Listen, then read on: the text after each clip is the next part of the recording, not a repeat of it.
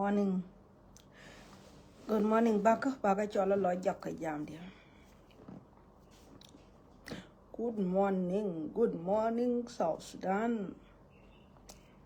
Good evening, wherever you are. Good morning.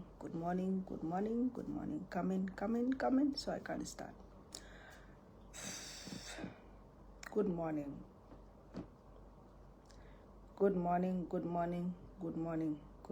I know a lot of people are still sleeping. Some are going to wake up as soon as possible. Some are at work, some are somewhere. So come in so we can start right away. Come in.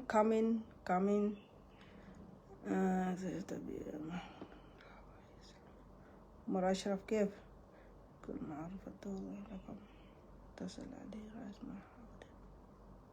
Okay.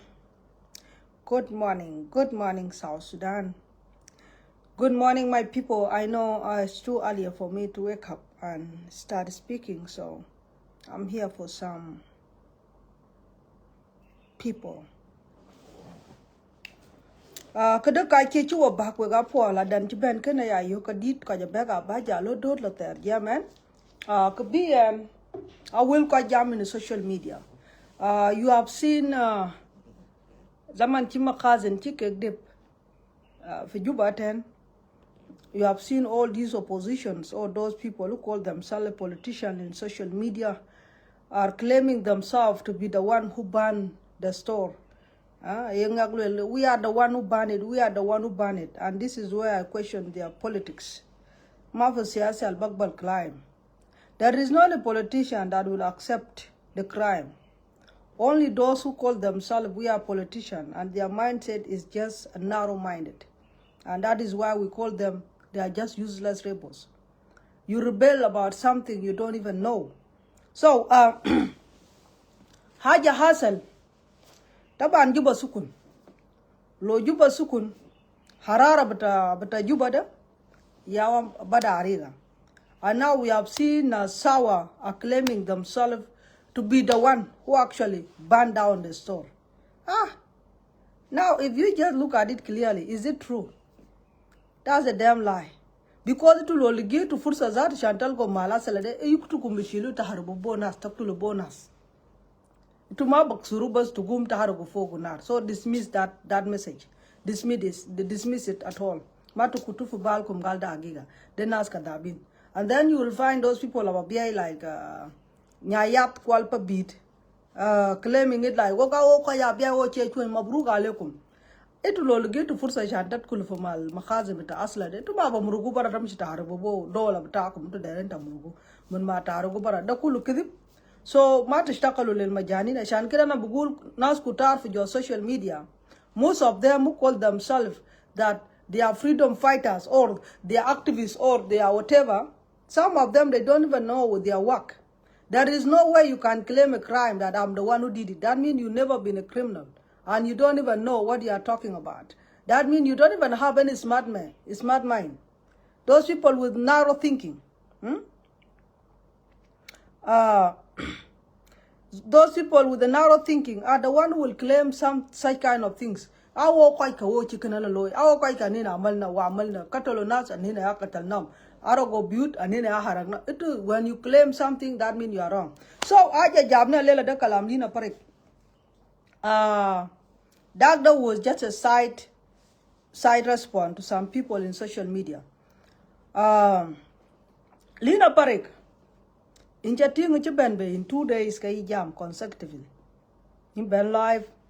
Kwalako kunwi bakalwel Kirmayar Gop. La Kirmayar has failed and how you strategically you people are plan the war in Barkazar region and how you people are going to succeed and you are questioning the presence of that they are nowhere in a island and they are fighting. Lina Porek. Kachol napsiat the chike random. When you have some mental problem or you have some disorder within you, what you could do is to find a healing for yourself instead of misleading the people in social media. You find a healing for yourself, Lina Pare. ka jolin ja ben be ba ja le lana nyana bar kadal kwana jo ko lu advice tonken abu thor ku tonken ko bu so sina che ko bu sok ku bai pan chol bar kadal ci ko dong we strategic planning ka kir ma yar ken tonga chin kingi jen kir has failed politically ku jala kir ci muktamar al watani ci bay ku kir ma yar ci ken la loy ya lina pare al muktamarin dal da nas munu da nas ayak zeda. When you talk about muktamar al-watani, it kalamana nafsak. Lana awatibadi ita kunta mama nasas pele from day one. You were in Shumar. Why do you hate the politics of muktamar al-watani when you yourself you grew up in muktamar al-watani's hand? You were raised by muktamar al-watani. Muktamar al-watani rabbak, muktamar al-watani walifak alamak. ومؤتمر الوطني خلاك عشان تنال نفسك الليلة السياسي بتاع جنوب السودان. تاب تقرأ السياسات بتاع المؤتمرين في داخل الجنوب كيف وانت بنفسك مولودة في دين المؤتمر الوطني كبرت فوقه وما جيت في الجنوب ولا تعرف السياسات بتاع اسبيالي وتعرف شنو. لا تخلي نفسك الناس تانيين يتكلموا في صوتك. يمو ينكو يكوك بات بياكي جام ليام دو كل يبا تشيكو دو كينكو يكوك باليام دو بياكي جام تو Kuyini cheroti. What about me, myself? Where was I? Hana kunta wen min bidaya. There is something that you are saying there is war coming in Barkhazar region. Galfi mashakil jai fi Junub Sudan, fi Barkhazar region because Kir Mayar has failed and there is an army that is about 942,000. Oh, is it 942 troops from Nuer community that are stationed in Abyei, and they are the one fighting the Barkhazal. These people are coming to Barkhazal to fight them. Dina parek. Kichol siya chelwe de neran phe ngacha phe ka jot ku hajino. Ekadang enelwel kana wona la gor cho ka yukei. Tong ye chol ken ka Barkhazal manachirane man. If there are people who are telling you that they are planning a war in Barkhazal region, please give them that message from Akuach Woldit who is in Juba. Give them the message or let them listen to my message that I am here in Juba and I'm telling them something that you will regret in the future.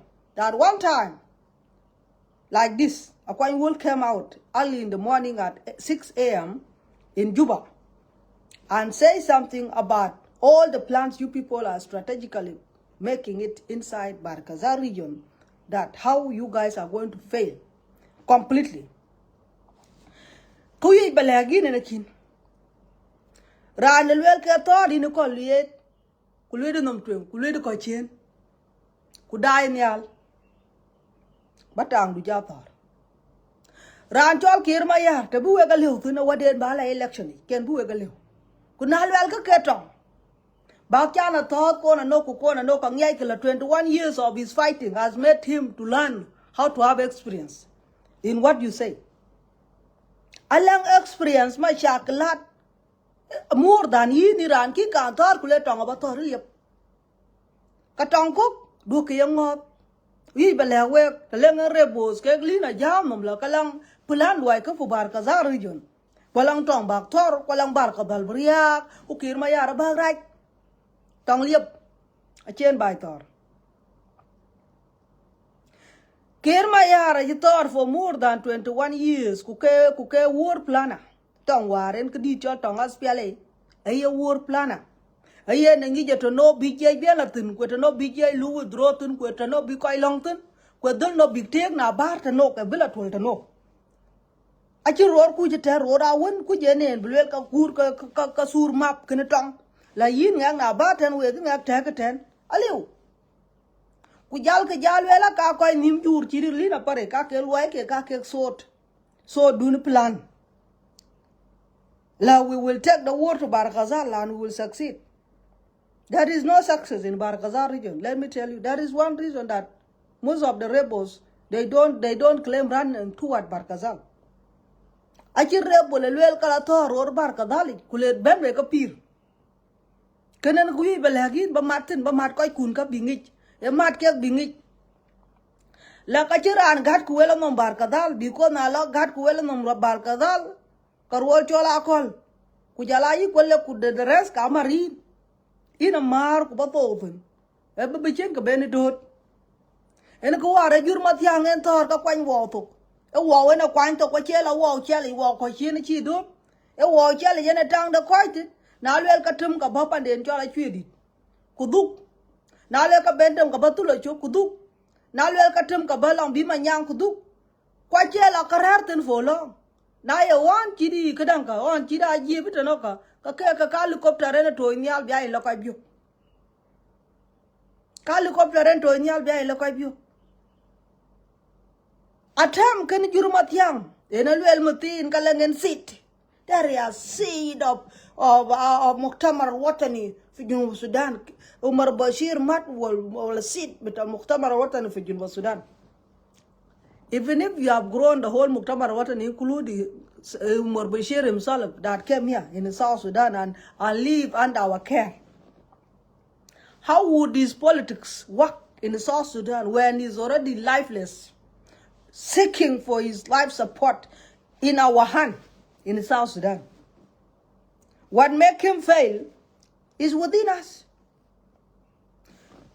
لو كان عمر بشير قوي وسياسته كان قوي في داخل السودان عامة كان الجنوبيين كان ما يتفسروا برا يبقوا الدولة تغيير عالمهم because كان هي عمر بشير لويل كان هي مؤتمر الوطني لويل ده واحد سوا للسودان سودان واحد ما يبقوا اثنين ولا يشرط على ثلاثة.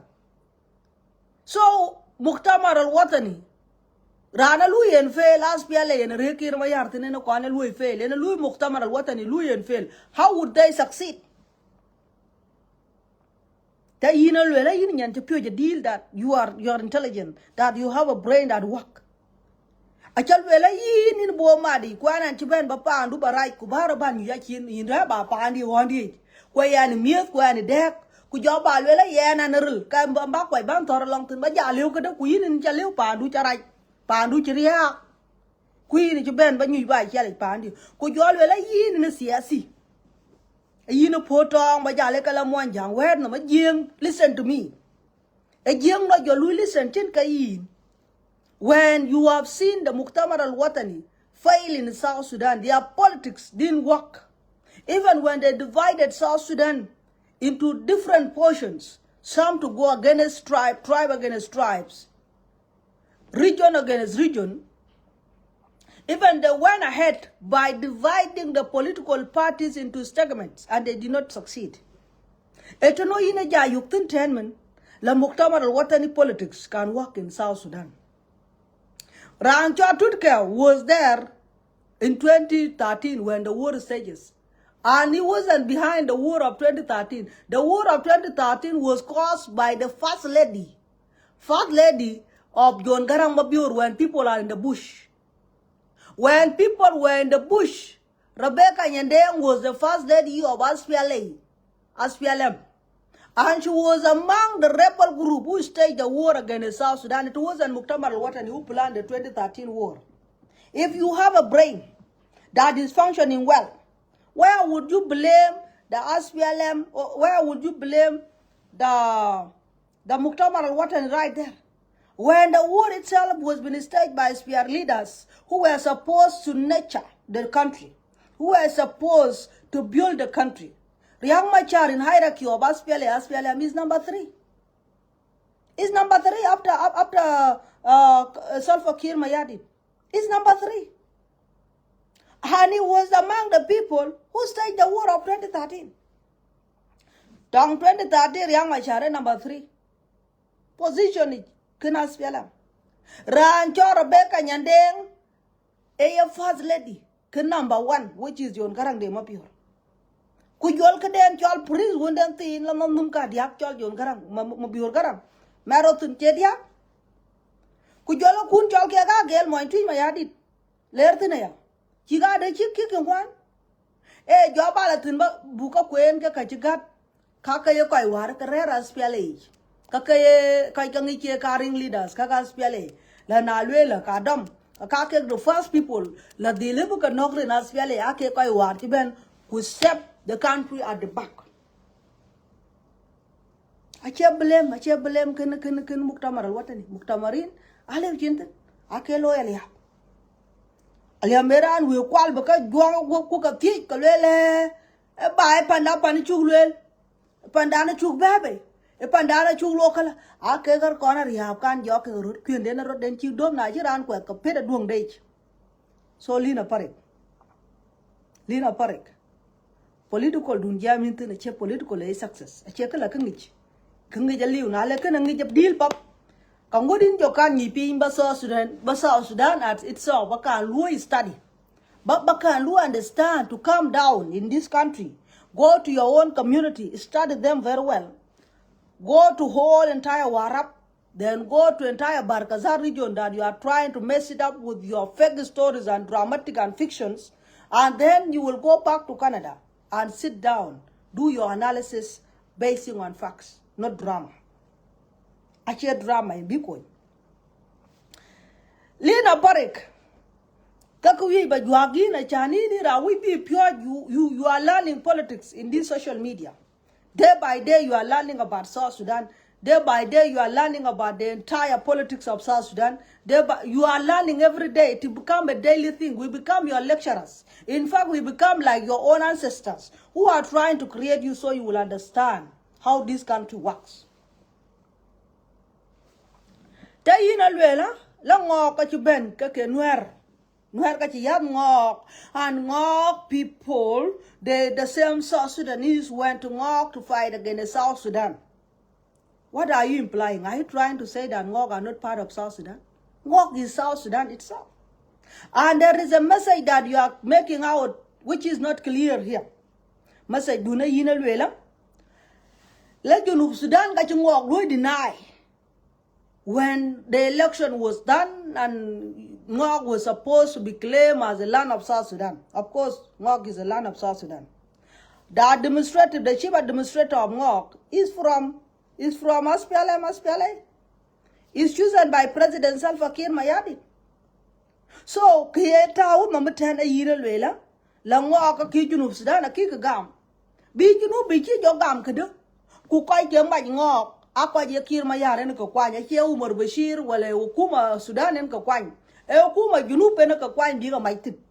Na la ka jaman ka lo degree de len ka dokien kana lo en ka administrative areas. Along some areas are wone Sudan e ka lo claim ka. Wangai Sudan very well. La pan kana che ka de. Kana chwale na lu ka rer che na wade ne Sudan e na lwela wo ta gwam ogen. Ko buk pin Ngok ko buk pal Junub ka ke wade na won ko bu yek some other percentage ke hak da bi yo ka shan bu ka yek hak nyuk bi la chin ke ka bun ke ngwen ko kon ko kan lwel cho bu ben ke chicken Ngok cho la gaw bi chi lwel ke Sudan a chi loy ma sha kladi war bi Junub be ke na tong den Darfur ko lo ni yin ngi wala chi ngi tong Darfur ki Sudan yek chance ko bu nyi pin Kubijama about the borders demarcation. Akidot. Ene tong Darfur ku ka yangi ka kudun mambal ka fun ka kala tong. Atar mentawan. I don't know if you know or you don't know. Quit. Ku ka jit ka bengi ka Kordofan nom chale yanta ka ibiruno. Ku lon ngi jinen wala chingi ku Kordofan a ka tiaka ok. Darfur a ka tiaka ok. Kulala lombi Nuba mountain tu ya tiaka ok lombi biomnom. So all of these areas, Achakan Sudan ban cholka benjam about the boundaries of Sudan and South Sudan. The issue and then President Salva Kiir and Chukwantin Ralo Dorden in a tongue warina ping the first salam war ping kay chole salam kandar for chikelu unite gigadar 5 where kolel ka wibukalo ke country.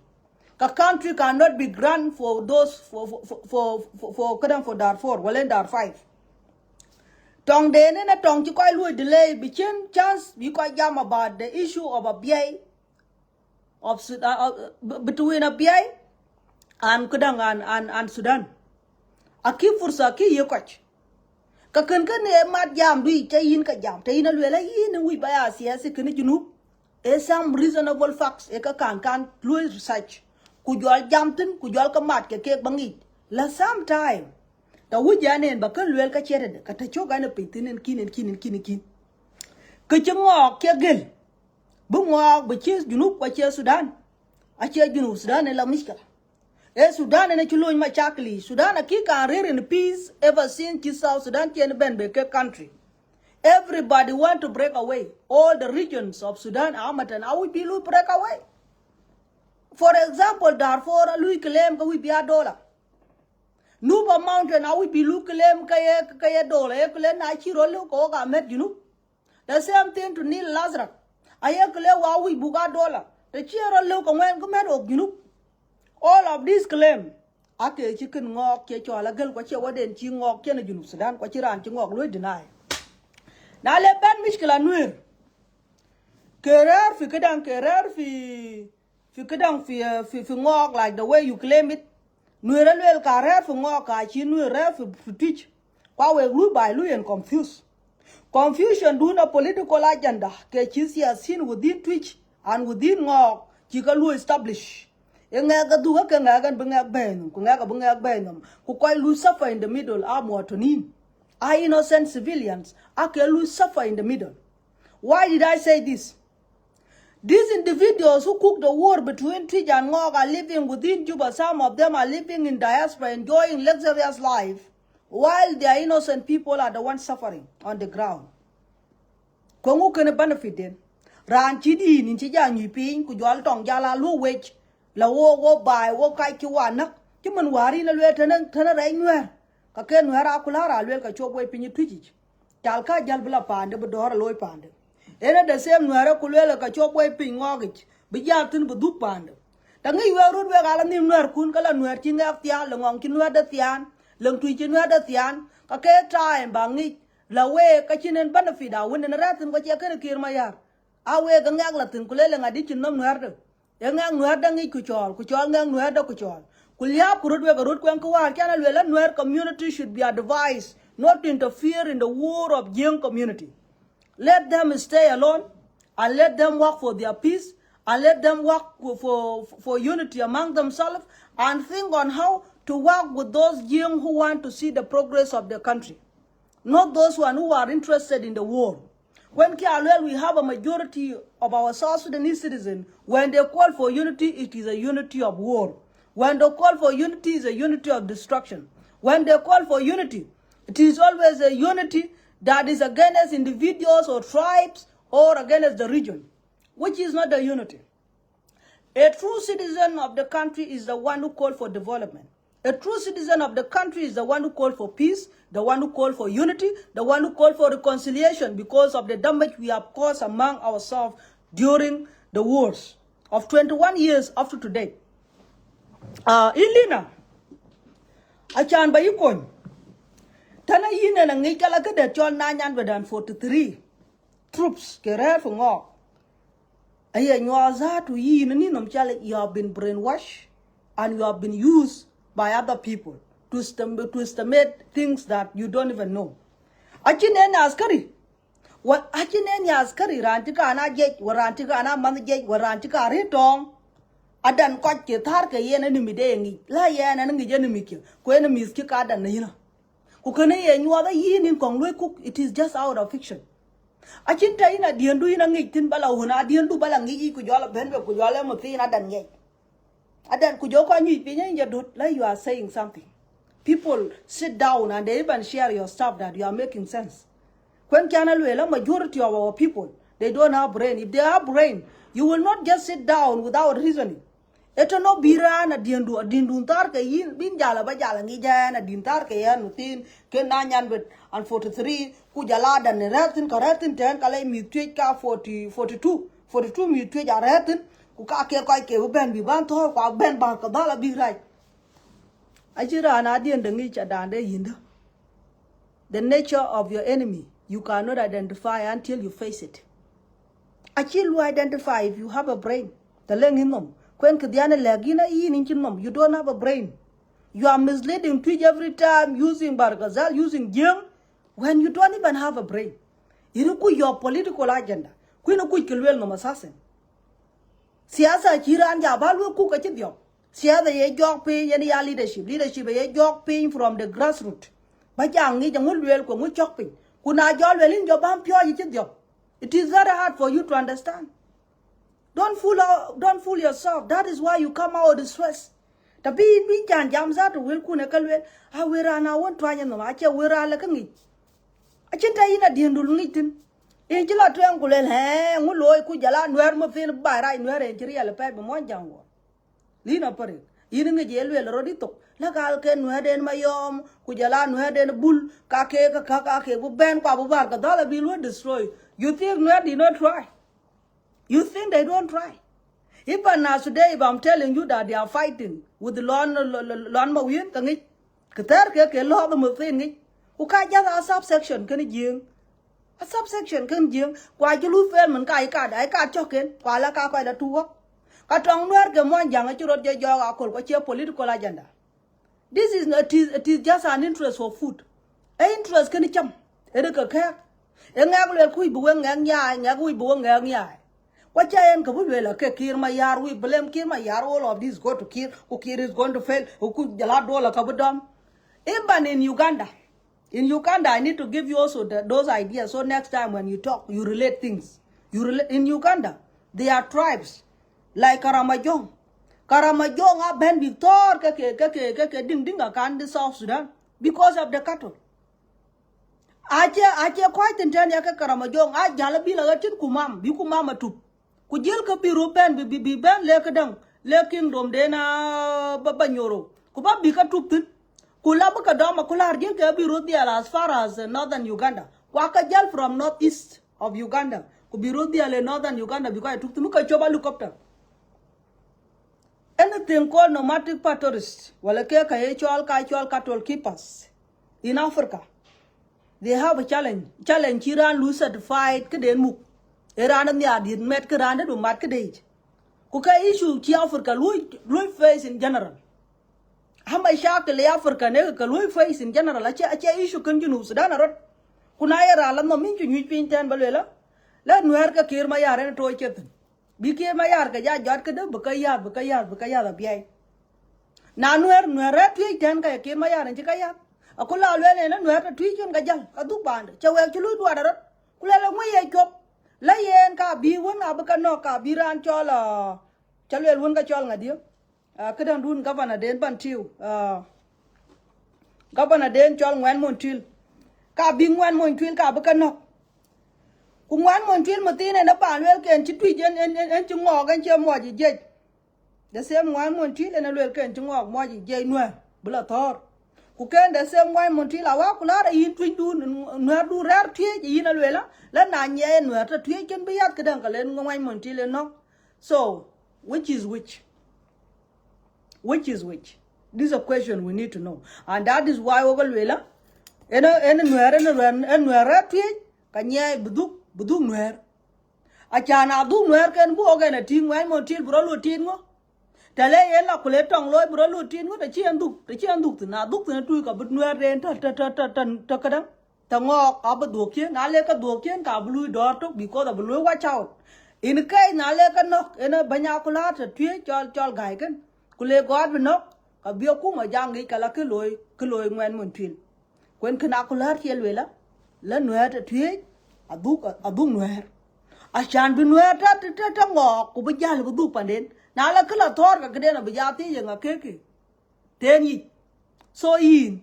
Kene ayoga po ayoga wedam kudun torkana tagumam kudun alwel achole kalang jej den ran cho Simon Simon kura jala Matthew pul jang kakaratin kaka ache new rebels to President Salva Kiir emuken ya rebellion ya kuno chache ran de chila tong butor na Kiir ma yar ki tor you think that he would just come from heaven and given a position he was a rebel himself. He was a rebel. This country was liberated by the rebels. They have been termed as a rebel group and the well-known rebel group who fight for long, for more than 21 years. So these people that you claim them to be powerful, they are one of his students. And he's not worried about them. They will die during daylight like this. La rancho ngwe kadang rancho rintoy mabur. Erer ko na nyenten. Kulwel ku we ga jotong bar kadal. Kalegu said a chak tem ko ba lewe ga la western Equatoria. You cannot even cross to Western Equatoria, and you cannot even come to Equatoria region. I go to Kelton then. Etokana. Ran Chotong Aken. I will long to Northern Barkadal. Kulaka Kegaliam Dun Belwagan Kalaka Barkadal. Kayin in a Timberlin la Darfur. Watching the beat Tumpton Balwelin la Long Be chat. Watching the beat a Lelin a Tumpton. Kubalelin la in La Western Equatoria that. Kagoga took a yin Chelton. Ran to Bamatin Chok one more Magida Jech. A cherana when Pebu got to Warrap. A chagwatinga nuna kularti gotten a chaganun lay praising or baptism. A chaganun lay baptism. Langak chalka baro, kukum yorkum pew, I shan't care bichitar. Kayina lak you guard kunte elwela they will cook and they stake the war in Barakazal. Let a theory working. Kacheta we waiting. A cheta way working. Lawyer way kayina nak beganun. Warka idul kayila nagror. A chintangwan. What they look at road time pimpa bagdor bagam. Kayin Lina. Electim Lunti in a Luela Karatong, Ukake Butong by Barkazal, please tell them that you are calling for your suicide. A town loop of the Inang Rotia. A roar, ifadi Barkabal and a liu. Roar ifadi Barkabal, liu, or Virana Luela, Kalia, Pajot, Jatin a liu. Look a tongue a chol, Lana tongue and a pirka, you know it. The chol tongue and a pirka. A collar Jimaka, the native ten quite choke and I try Janin. Some people are sleeping because they care less. What is going on? They say my cousin okay, do run to Bananin. I kill me but down below you know what you know, who cares? Kayin in Cherangiton. Tong tin me tell you, a chan bin and you paying but always stress. You rather get married. Choro the Tiang, my sister. You need to nom Kulwell nom Kalajun, Sudan, Aliu, Kulwell, Kekat, Kirmayar, Kalaliu. Kiralwell Kadam Kopin, Nalel Kadam Cook, a child, Nale Kadam election, Kachinkalu again. Do Lele and a kai in Kirmaya, and a kai Junub Sudan and Kai Kayen. A quite wall a Kai Kayen. The entire nation is standing with him. Who are you to come and challenge him? And a Kai Kayen, Kirbakuja, Chida Moimor. Lina Pari. Kaya you wear be Chong Pinga, what then being Kongbin Kangian Kai. Do Lele Kalamuk Tamaral, what an itchy which Kujala Tutkau, a Kirmayar brought Tutkau, or Tutkau, would Janabata Umar Bashir, who Janamunu, who doesn't want somebody with a smart mind? Kawaye, let get to make you Babalwe work in this dollar. Man Kawaye, a bag, Baluka coach. A yen could dear Kawaye, Chola, Kachola, Kadang, a chol, brain drain. I need to drain your knowledge. I need to buy your knowledge to use it for my own purpose. They call it brain drain.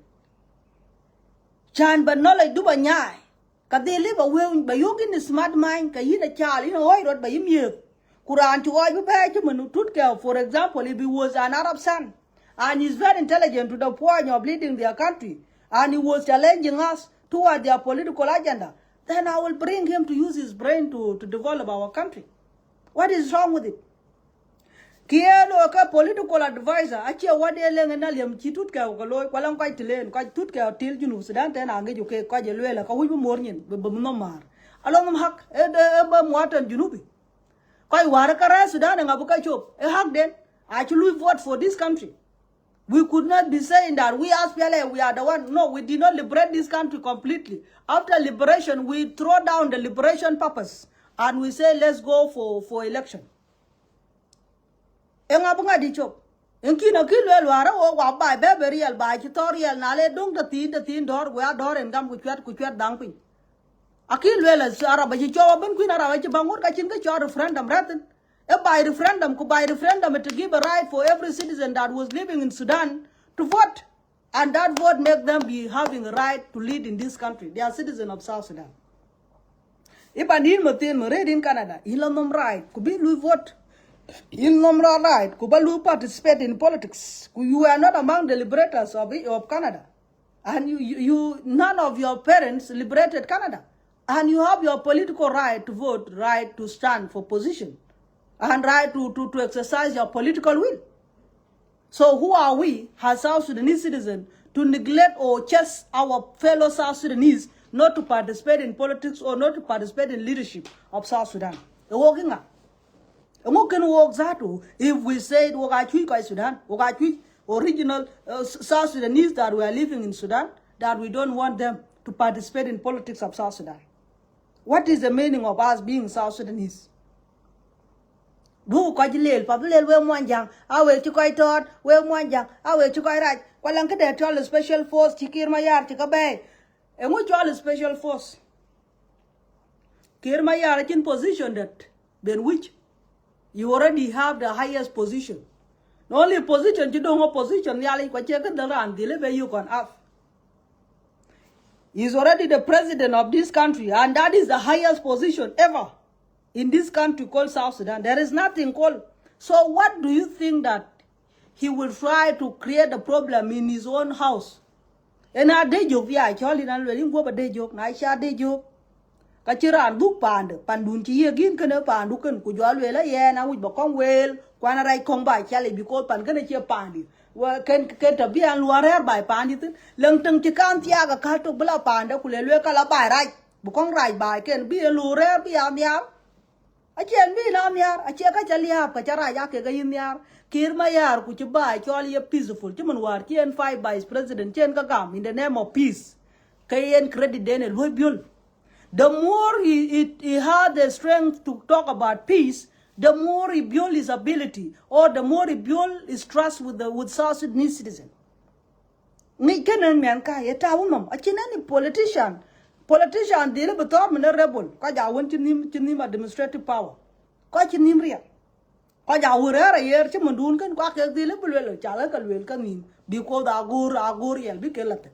Kunajala Mwanjang Day, Mwanjang Baker. Mwanjang Wegako, please come quiz Mwanjang, back chopping, and look at y'all, Kir Mayarda, there's old fashioned Kir Mayar, we bukai tatong, chan breed position, breed power for long, and we ensure democracy.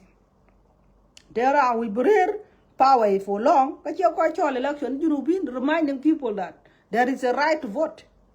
It's reminding you every day. There is a right to vote. What is stopping you? Come register your political party.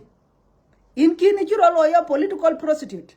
You jump from political party to the next. I can want to ngalina no kakika and tem togi. In Kika and tem one political party togi. Aliu. In Kai Tabaka, and you think one young will follow you. And one young no be bought you. Kaya political prostitute loy. Abanto young. Ato young Bichera and it can logo. You can't a lawyer, political prostitute. You jump from one politics to the next. Today you are this political party you join. Tomorrow you jump to this. Another day you jump to that. Who came one young open and you all who confused. Where one young eh? Bakachop. Where one young where I chopum. Where one young where I buy road. You blame one young every day. The destruction of this country is not in the hand of one young. If people give a chance to Mwanjang to lead this country peacefully, this country will be like heaven. But there are some tribes who think that they will take this country by force, and this is why they fail. You want a fight, you take a fight. Every day they come until we fight the whole countries. Every tribe that think they have a power. Until they understand that there is no power in fighting, there is power in tongue. You have manners, who will give you power. You misbehave, you will not get it. This is where we will share the power in this country. And this is where we will fix this country. This country will not be fixed by force. If it is force, then we'll end up fighting every year and people will be celebrating. It's okay. We are used to the fighting. And that is why I'm telling you, when you talk about, if you have agenda of war, don't think anybody in this country will be scared. Because we are born in this war. There is nothing new you will say. Only thing that will scare us as a citizen of this country is when you talk about peace, harmony, harmonizing your people. This is where you think that we will have to think twice. You want to do kuna salam. After salam, what is next? So please, Lina, do Mwanjang, do lel, balel, tong ke yijit. Lwede che kwa jamu, kwa jinte elweden kwa yate. Ta chitut ke she romtin ke wega liu. Kwa lang agenda duna weg jama, la tut ke kayen ngok en lwe empower. Bungwa bapor. Bungwa bela thor ku ke tut ke wena jot kai ba yaten. Ya jamana. Koi ke lui ke tut ke ami tuech.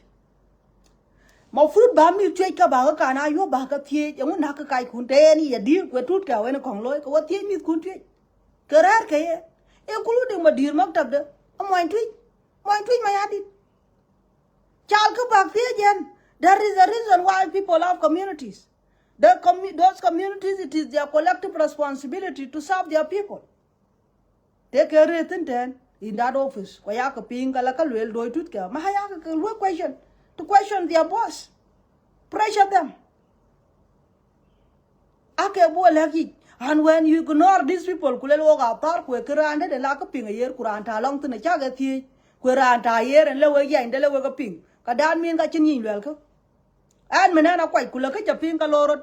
Quran kan er binder alang ran lui ka yen ran wai ka yan na chin ka de ka ban ran wai ka an kan en chal ba tie jen kula ga na ngak ba la ki a ting ka liap rot bai ten ba lo ka de akula ti we ga ting den ka le ngen ban ke ko yo go ten an ki ba la ba kwal mo ra dot ni al ten ba la da kwal mo ri na ka bana ken wala no I have to deal with the people, the root cause of the problem, which is our Akuach people. Akuach den chama lu deal like ke equal more jala ping much koi kek kubajal lusol.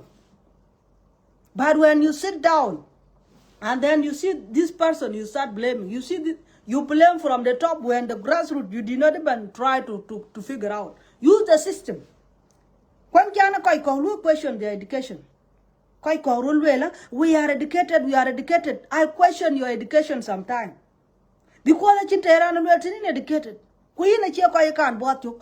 Tut ka kwai lui ka yen mi tue ja lui ka yen hal mi tue ka ya ka bleedit wala kuit ka wala man ka tweet wala yin churo yo ka yin ya tweet actor man yen bi ka tut ka bi ka gen chi tie te len ka chi watch if he was doing wrong kuna tut ka de le po bel blela ka wel tang wel mom tweet ku jala yen a tie ka mu responsibility de a tie ka ga team on daily basis a ka ma yen na cho na ke len gi chi de le bi no yak yida ka galwel yida ke bai mu ku yida ke kwa chok. Don't use the Twitch name bin agenda do bin a lu pass. Don't use the Twitch name bin politics to bin a thai. Leave Twitch alone as a community and deal as individual. Iran cholina elu deal ka ye individual ba ku dun wel balwel ku dun wel broda kwa community ko every time ku bin community lu confuse ku joben ba mo jang ja lat na ja to ka lo yal ayele wa wena la ran cho kir ma yar ka che ka dang ka che twany be nok ka che twany be nok ko chengu la ke failure den strategies ken word te chita den chero lo plan ten ken be nok dan min ka dom pin ko be nok en ku du ne le ko le la we te le ngen ka dang take the responsibility on me li nam no ma chi lui te na lui nom karana tia tu jidi nom chal ini che gwa le la kriye ben ka jagwa tawu chin tong ya tawu chin ku jala na ja kan tong baliu kir ma ya la nom je jin chin nom je la nom je ku je ye yo ga we ge mitin e mu jo we ga ti dwar mu tiet ka kana tiet ke ye kono for all these years what are you waiting for ngo jo tor bu tuom nim ba tor rut kwen ko ara le gi te yin ngi cho man ne ki ko ka nim tuom rut ka yin ke chol ngo ku jala tu a mo jing to a mo jang to ngun fa i tuom nim ka ta ku yin ni na kai tung tu ji go nyu pin ba le we twin da ku ngang da mel ku tong ku loy ku dor te iran che jang ni mitin na we je ka che be ne jo ka na we ta tu man ngo gen kwang dang ku bu man tu mo ku man tu je na kwang dang ku bu man ngo bu mo en jo kan chol ku le mun ne ku rut ko ga mo jang to ngo bu ba le o ga rai rut ku ton kir ma yar a che ka da ku o wa bu kir bu ko bebe mat ku rut ku pal ku tong ku bu kir bebe by vote ka yene yi kan pal ki yin ja nyu pin ba ja bo kul kala mo jang dun de yo ka wen mo jang nak chok mo jang ki do mo jang to ro mo jang yi de mo jang le ken eno mo jang wa to won for 21 years ka nak chok ku yin ra kar tu aka nak chok ka ira kar tu ku 21 years kana 21 years ti ke lu struggle ke dang kwan ke yan chok era nei du de bil kwen kir ma yara ret ne ka du de ye bil ja chwa run kai run chi bai ben be am ngi chok Angi chok. Achin jay kuchong again. Lakini liam no we kwa liam ni te liam no te ni ye lu form. Dulu era ma fruit bu thor ke Uganda ke ne ngwen ba ka thor ke Kenya ke ngwen e ngotu woru buru no ko tonge kwa jok kin ba chele ba. E ngo chin kan panun chin en rally. Akula archia kwa ko le la ka wi Victor ke dang. La le la nga jande ko jamala. La go ka thar ke dang ke kwit. Chabanga. Akabanga. I use my voice to speak to all both, to speak to Quach and Akuach, and there is nothing called fighting anymore. The damage that we caused to ourselves, we let it go, and we are now living in harmony as brothers and sisters. Any voice ran leadership, kuran value, can ran the yangi, yin tong chalakai. Akulari na pingalela, Akuach wa pugatar, or ben o mida go kumida pugachiran to ben bebele kalat. Chubale no, this is wrong. Waka nyom yin kuleka change. Acho Bruno garut. Kubara anchola tematembe kulemen mabia we na rudu ka ngwen bia ya na we kumoy kani bin moja go kumoy po.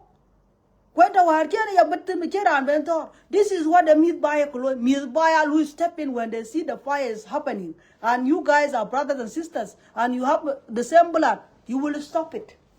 And you will stop. Men war ben akar ben ke tor tar ke tan ko bar ring toy mabor balatum ring toy mabor ti ba le men ma bia we na rud ko hen ke ya na we bi ale ka ku men na go akuma na war run war ri ran to ring toy mabor ka ya ban ene chi ku ma chen ko no ko ka ne ke ka ka na rud ke dor kan ki ben panchol agar re dor men ko en ki men ben kwar mwar ti ban nyai men kwar mwar men ti lo indol Uke kene doren jamenten kamun chola puk kujala un chol wo na ya kule ke tongen bi keru dano ka ngwen ke nake ngwen ke na ku me nake bi akume lolwe blem chimun kwai war ti to aspiale mutina aspiale ti for compensation chimun compensation a wone chol the compensation come when you take the fight the life of your own people while you are doing something for good cause you will be compensated if you do it with your careless efforts kachira lu in compensate na we na rut kachira go chut lakini na le ran na kai ka chiyo ka bu ka chut kai ka na kuma ya kuma ga ban chut nya ka kochen kai ka tor na kuma ya kuma ka chut lakini kai ke churut ja kwan ba ja le lin jo nga ka nokten ka ke ya careless mistakes and that mistake cannot be counted by any other person you cannot be compensated for your own mistake achira ne lu compensate ali am dai ke chali ha bu to grot e ya da mai duin rot Ukicha Paul Biranda Biliab and Yakwantin. When Kiakuma and Lu interfere, Kwelbe La Palka Kuma to exercise their duties. Because any mistake while any errors, Kiakuma Kaloka Biakuma, for some years to come, they will be held accountable for those mistakes that they have done. And how it will be fixed, it will be done accordingly. Lina Parek, if you do research and you study very well, Kayongi, yes, here they chakre. Akular ki twain chol kadang twain dun chol hepatitis B kujala C chen ka ben be ku lu nechat by kadang by UK e ya twa chi lu grow ku puku kai gu bugat Canada bu kai noktin some years ko chi ba lu survive in Canada with this disease chol hepatitis I will compensated now as we speak in Canada lord ka den health kulwer researching Kubangi Hala are the people being compensated. People who are suffering from hepatitis B and C, especially C. I will compensate today. And they are treated freely because to an ekanalu cause, to an nature, ekanalu grow. And that is why Canada, pay between 80s. Kurana diet ten for Canada, well rana chiun, a didn't for Canada, what you trying to dom, a lu treat free, where you look compensated. Allow we were here again. Along court can work in a year again, the chinko and health. A ratin.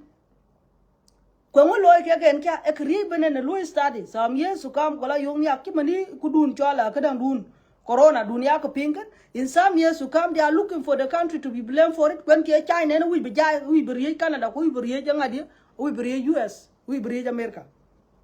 Kunala Yumia exactly a root cause of it, they will compensate the whole world. When a Kia written World Health Organization, written because along diseases that are created for businesses, and there are diseases that are created for warmongers, aya tong tong ko ke loitin ku yin ni ji kwai ko kwenin ku jola le mi jala ni social media ku drama en jo lo bin ko ja yap nyin do the ben kwai kurana che lu research e research e loy Junub Sudan a che pan de le bin ga kai tin pat ka yiki chap e cha de jo ku yo de nam ku lu ko dit bi re lo men kiri che kwai kwai dit từng đi được mua đó tu à chứ quay cái như gì nó lo biết bà nào hết có bà cần quay có cái dia đít cái rác cal cái cá qua ra cho có củ lát cái chua bơi muốn cái cho mình bị cái chán ba này giật some politics bà cái đề đi cái tài chiến quay tin tài chiến bài tin ran chỉ là quay muốn mình ăn jam cái anh jam này cho tôi anh bên rom cái cái lectures cái có cái nim ba cái pay đi cái bàn theo cái pin mà một tờ cái bên bàn pay mà tin cái bà cái đề đi chỉ để chơi bài tin I listen.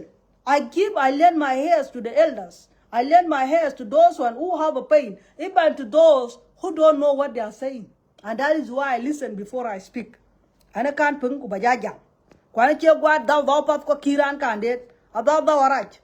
Pa daw en kin ki chito admati na yin yen jangong na cha ja ben jo ka ja wi balo ke forceful.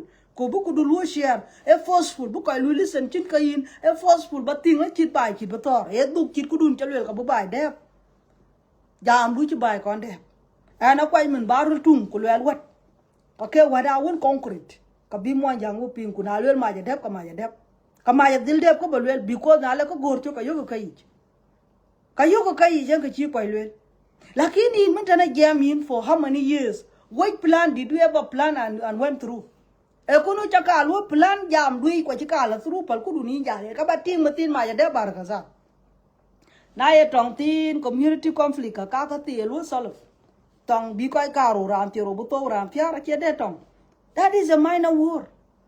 What we talk about here is something that we are losing more than 100 people, more than 300, 500, 600, 1,000 ken jole ken ta lakin these minor community criminal minds or criminal fighting among the communities of 3, 5, 10 die per day or what, this is something that we shouldn't be making as a bigger concern. It is something that can be solved by Mahafas. Commissioner can solve it. Even police can solve this issue. So issues still root bar kazalka. We shouldn't grow it. They are not virus.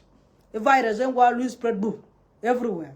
Lakin such kind of minor stuff, unless we have a weak leaders. Take your weak leaders are when you're cowards. Kake belwe lakin chalka Louis spread all over. I yen tong elwel ken tong di rin ki tong ja yok lina.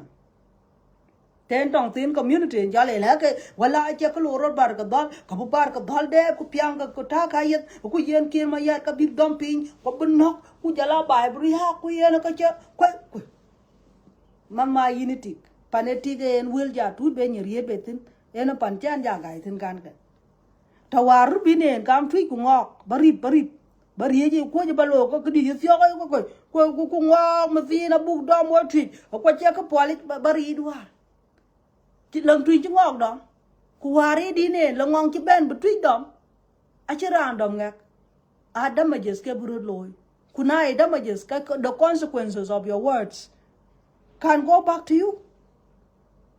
Alam mutakit kawar riat ke bakar riat kam ngok ke truy, ina ngaram chay yuk tila ra vai ke in chỉ dial tổ thế, quen cái dia nạt đó gin bela gin alina, aririt, à chỉ jar bài. Hache jad by konka nyi pin baro kan thong. Where is your value?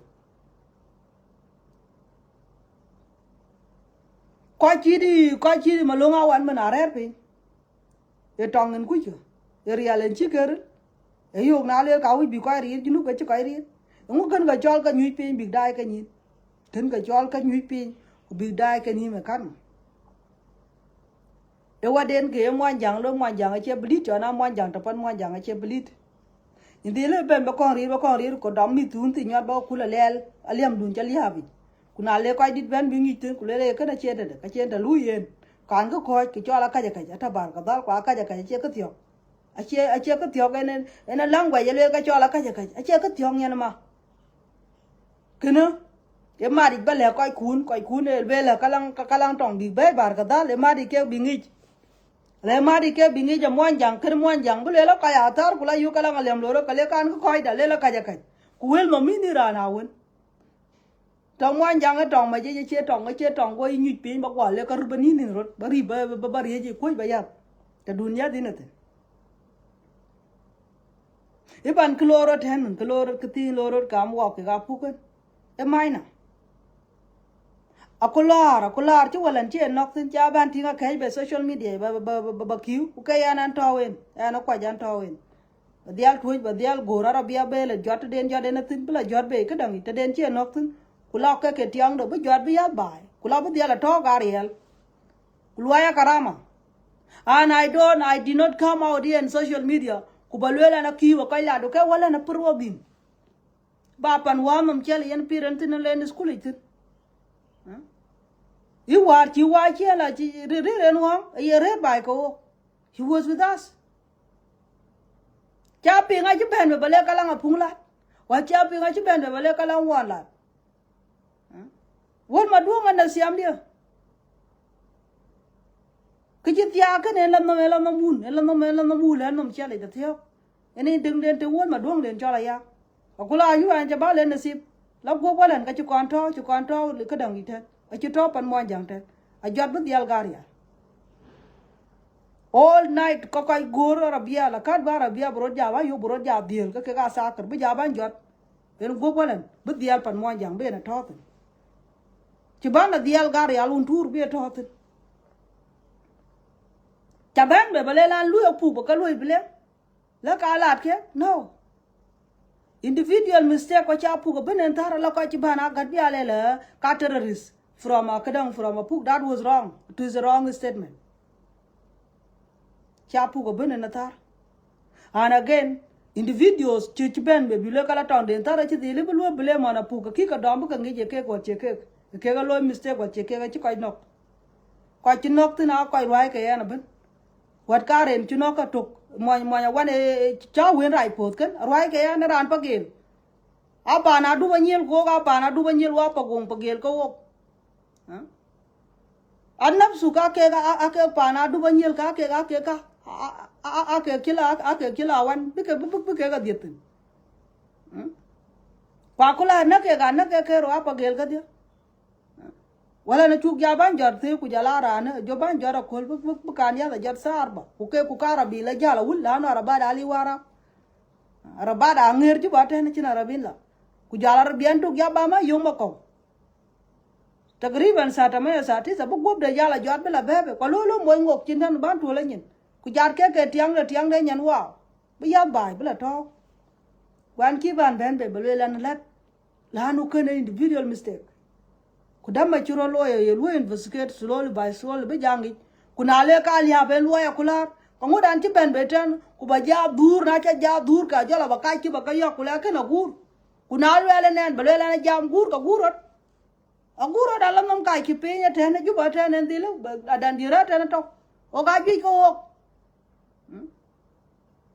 o ga ji kuna le ka liya ba le ka gam to tunjin ke kula ra ke phur ya ke te chi ke phur ya ka le la we ka la kene tong mi ti ke ko jaj ken ke tong a chi lwel ka kene jod wa ko chuo ba na jaj o gorial ken ku wi gen ba met bu hun cho la gwa hun cho kwaj hun cho la wan hun cho la ka dang hun cho la pu bi dial nyi pen ku bu tong kan dial gen by all mean da na mi the tik wow ta gor ka chu ka jal garial ne jel ke pin kuna nyuy ko pen ko bulwe la ka li ha ben lui ko rodo gorot ka chin ko aja ban daw ga kular ben meeting ben ban nyuy ba che after karama kule la family ka nyuy pen ko jam kule la na che randa chut ko ngadi ko le we ta kyan telephone aja ba le no ka chiro lo a chin ko cho ko gu wala na chi diet ala mit kuna la mit ken chi dong ko mit ken ka ba lo diet ba lo chak nya ko chen wala ne ra ler po kuna ler po ka che wo ko lo li ha piel kena wajen kuna chu wai tong ka chen bu ban ja do po bu ya rum ko po bu ga ya bu ga loy tu a chiran gur ka chiran taro ku chol ku ke language peace because ka etong loy chin ki etong ye kuin ka ku tong mi ti ka ko jaj kun ku wara le we tong mi ti ka ko jaj tong lo ro tu ke ngok etong mi ti ku bet ku tin o un chol bar ga zal ken cho jaj wa le ngen mi goriel chi to tin ben wala mi da wiel chi to tin every day ta chilwe la ngo ga chiting ka ngo ga ting ko la mit bar ka del ban to tin kuna le tuye chiteng ka tuye chiteng ko la mit bar ka del la to tin ka tong mi ti ko jach kwen ko waren wo dok ne le we e jama e dore nya ka chol yitik yini der ta le yugi ne liap chiro lo indari ye wa indari ye bel wala top ku diaw ko le miet ke ka ke miet ko kai ka che we bro ba no ku kan ka kan pung ene tong ye tik loy lakini diar run ka ake diar ranen e ye ne lut kan kwai bi ja yu bena gir ki ja liap na chira no ka yin mat po ton man rande kuna man ya hindu na jo la ye ne jol ke chit ken yo how would you feel te jol en jala man ya hindu ene jol ke chit ku dun el wele te jol ene ja yo how would you feel hal bam yar wal bam man awe we na kai kun we gro ku yin en lina kir ma yara le chirum rum aliab junu bich te na re ren chintin ka ngore chi dor 5 vice president a chi gam ka do bai ble kala ka chwal 5 vice president in the name of peace ka ngor ka che en kir ma ya to ngen ni bu ka che cha liab lo yen ka wu ye ke ga muot ku le loy ku bai gwir ku bai to ngore che yen to ngen chi ran chi riang ma char wa lu bai lu ba ke step at 1991 ku le we in the name of peace ku chi ria ge chi nwer chi kwan ko ki ku le wa ko yen ka gam ka bu du bai chal ka ria ga rer we have a citizen can you know which alkar yaga ba chok the same position they were thokutin ka chinwer nyal kunara nyanwer in the name of peace chalka batin akular chiking king dena zande kingdom chike gat aka chike we ke zande mun ware ping aiwa la anina ma darin denka da waskani ha gale denka waskan denka bakara ze jidat ha odenka bakulu jabat beta bagara wal balaso jabat bagara nina ma da denka waskani bajugu ze chunu ze jidat ajar kutar fu guna betomande walwel kaga no kai ku won ko moy danga ko muy danga ci kwen ke ba ka soro kiki ko tuman kiki dorga wonti ke ne yo ka che mo jangen la problem a ci jala yo ke ga di deror ai kai we ben ke balanda kai ci we gudu ba kai nga di ben en western equatoria ben e ci ga na le ka gat ke garor ka jo bana gat against themselves in the bush ka jo gwa rom ke balanda ko ki pod ka ku jo ka tang de thor na le ko yo pire cherial a ya ku ka ye a ci bana du ke ma yar ci kan ko war ci ke chol kingdom of zande ci ke ma yar lo restore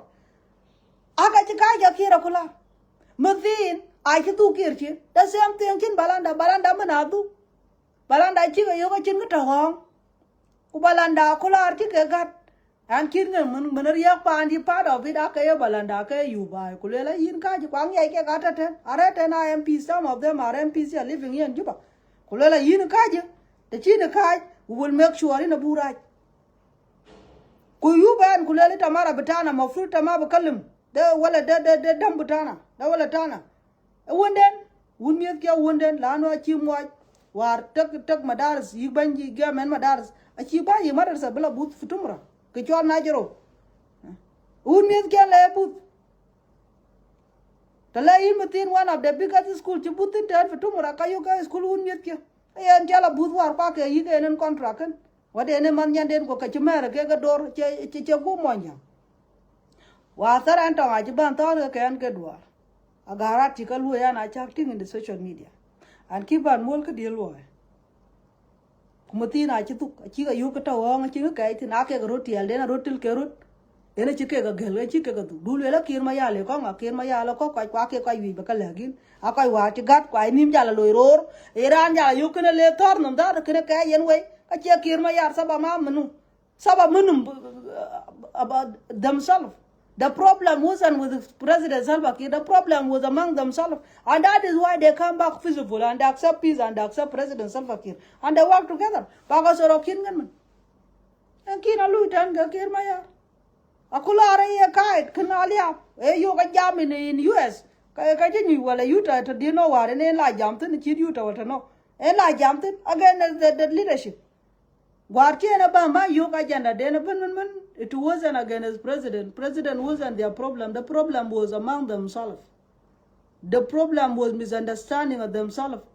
The problem was miscalculation. They do not really like, well, in New English, miscalculation and wrong calculation and all of this.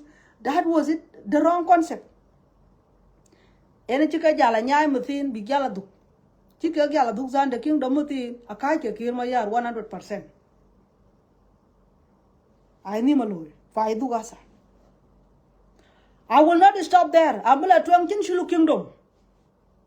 Shulu kingdom ke chipana jawin chikaloi misled for many years. Including Randun Chol Pakana Mo misleading them, dividing them into divisions. Including Randun Chola Wun Chola Kadang Wuling. Chikangi pay Mikalo misled for so long that they will not listen to anything that come out from the Dinka mouth. Quadka Bimwa Yang Lela Toka, that mean a rebel message. Or is a destructive message. So the best way below what they call talk in 1 year. Akola artika imat kaka chulu kulela oga talk in 1 young. In order to make peace with the Monjang, you rather make peace with the Nuer and unite to fight young. Agenda can achieve one them or tin ten be them ron ale white, Kakajoro Nogorot. Kajo Dunke, Nuer and Chulu. When Chianja to look at Nuer and Chulu. Ranchi ke Carrington, Ran Chokir Mayar, a dodo, Okir, Okajat, any king, Ken Chulu, could you advise Bikulu restore, Lu resettle in Juba? Kubere Naleto, Kabema Kaj, Kubendu Panda, Kubelu and Chigara Kirakachayo, Kuben Kutukong, and Jay Denwa, paying a cholang at the Agolek troop. I got a book of chica Kajaga Kayet, who could you come? When Chikaga dead, Kirmayarachi and the suburb there in Turkey. Enta wa china ting tuna ka chika jamat udu ka chin kir mayar kuleno anina darin salam. President Salva Kiir after all was a good person. He spoke himself. Randun king dun Shulu kingdom. Achi jam. Achi lewa I thought President Salva Kiir was my enemy. I ran away. And now whoever that saved me every time that I am in danger is him. 2-3 times I said the 4th time God will not help me this time. Kabijala and bijato.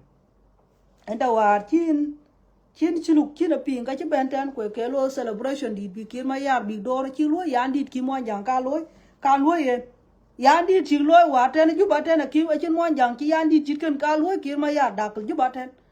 Ever in the history, they are the first kingdom to celebrate President Salva Kiir in the big number in Juba here. Iranian to know that was a support. A support did Kayo Ganin, Quelela Kirmaya long no.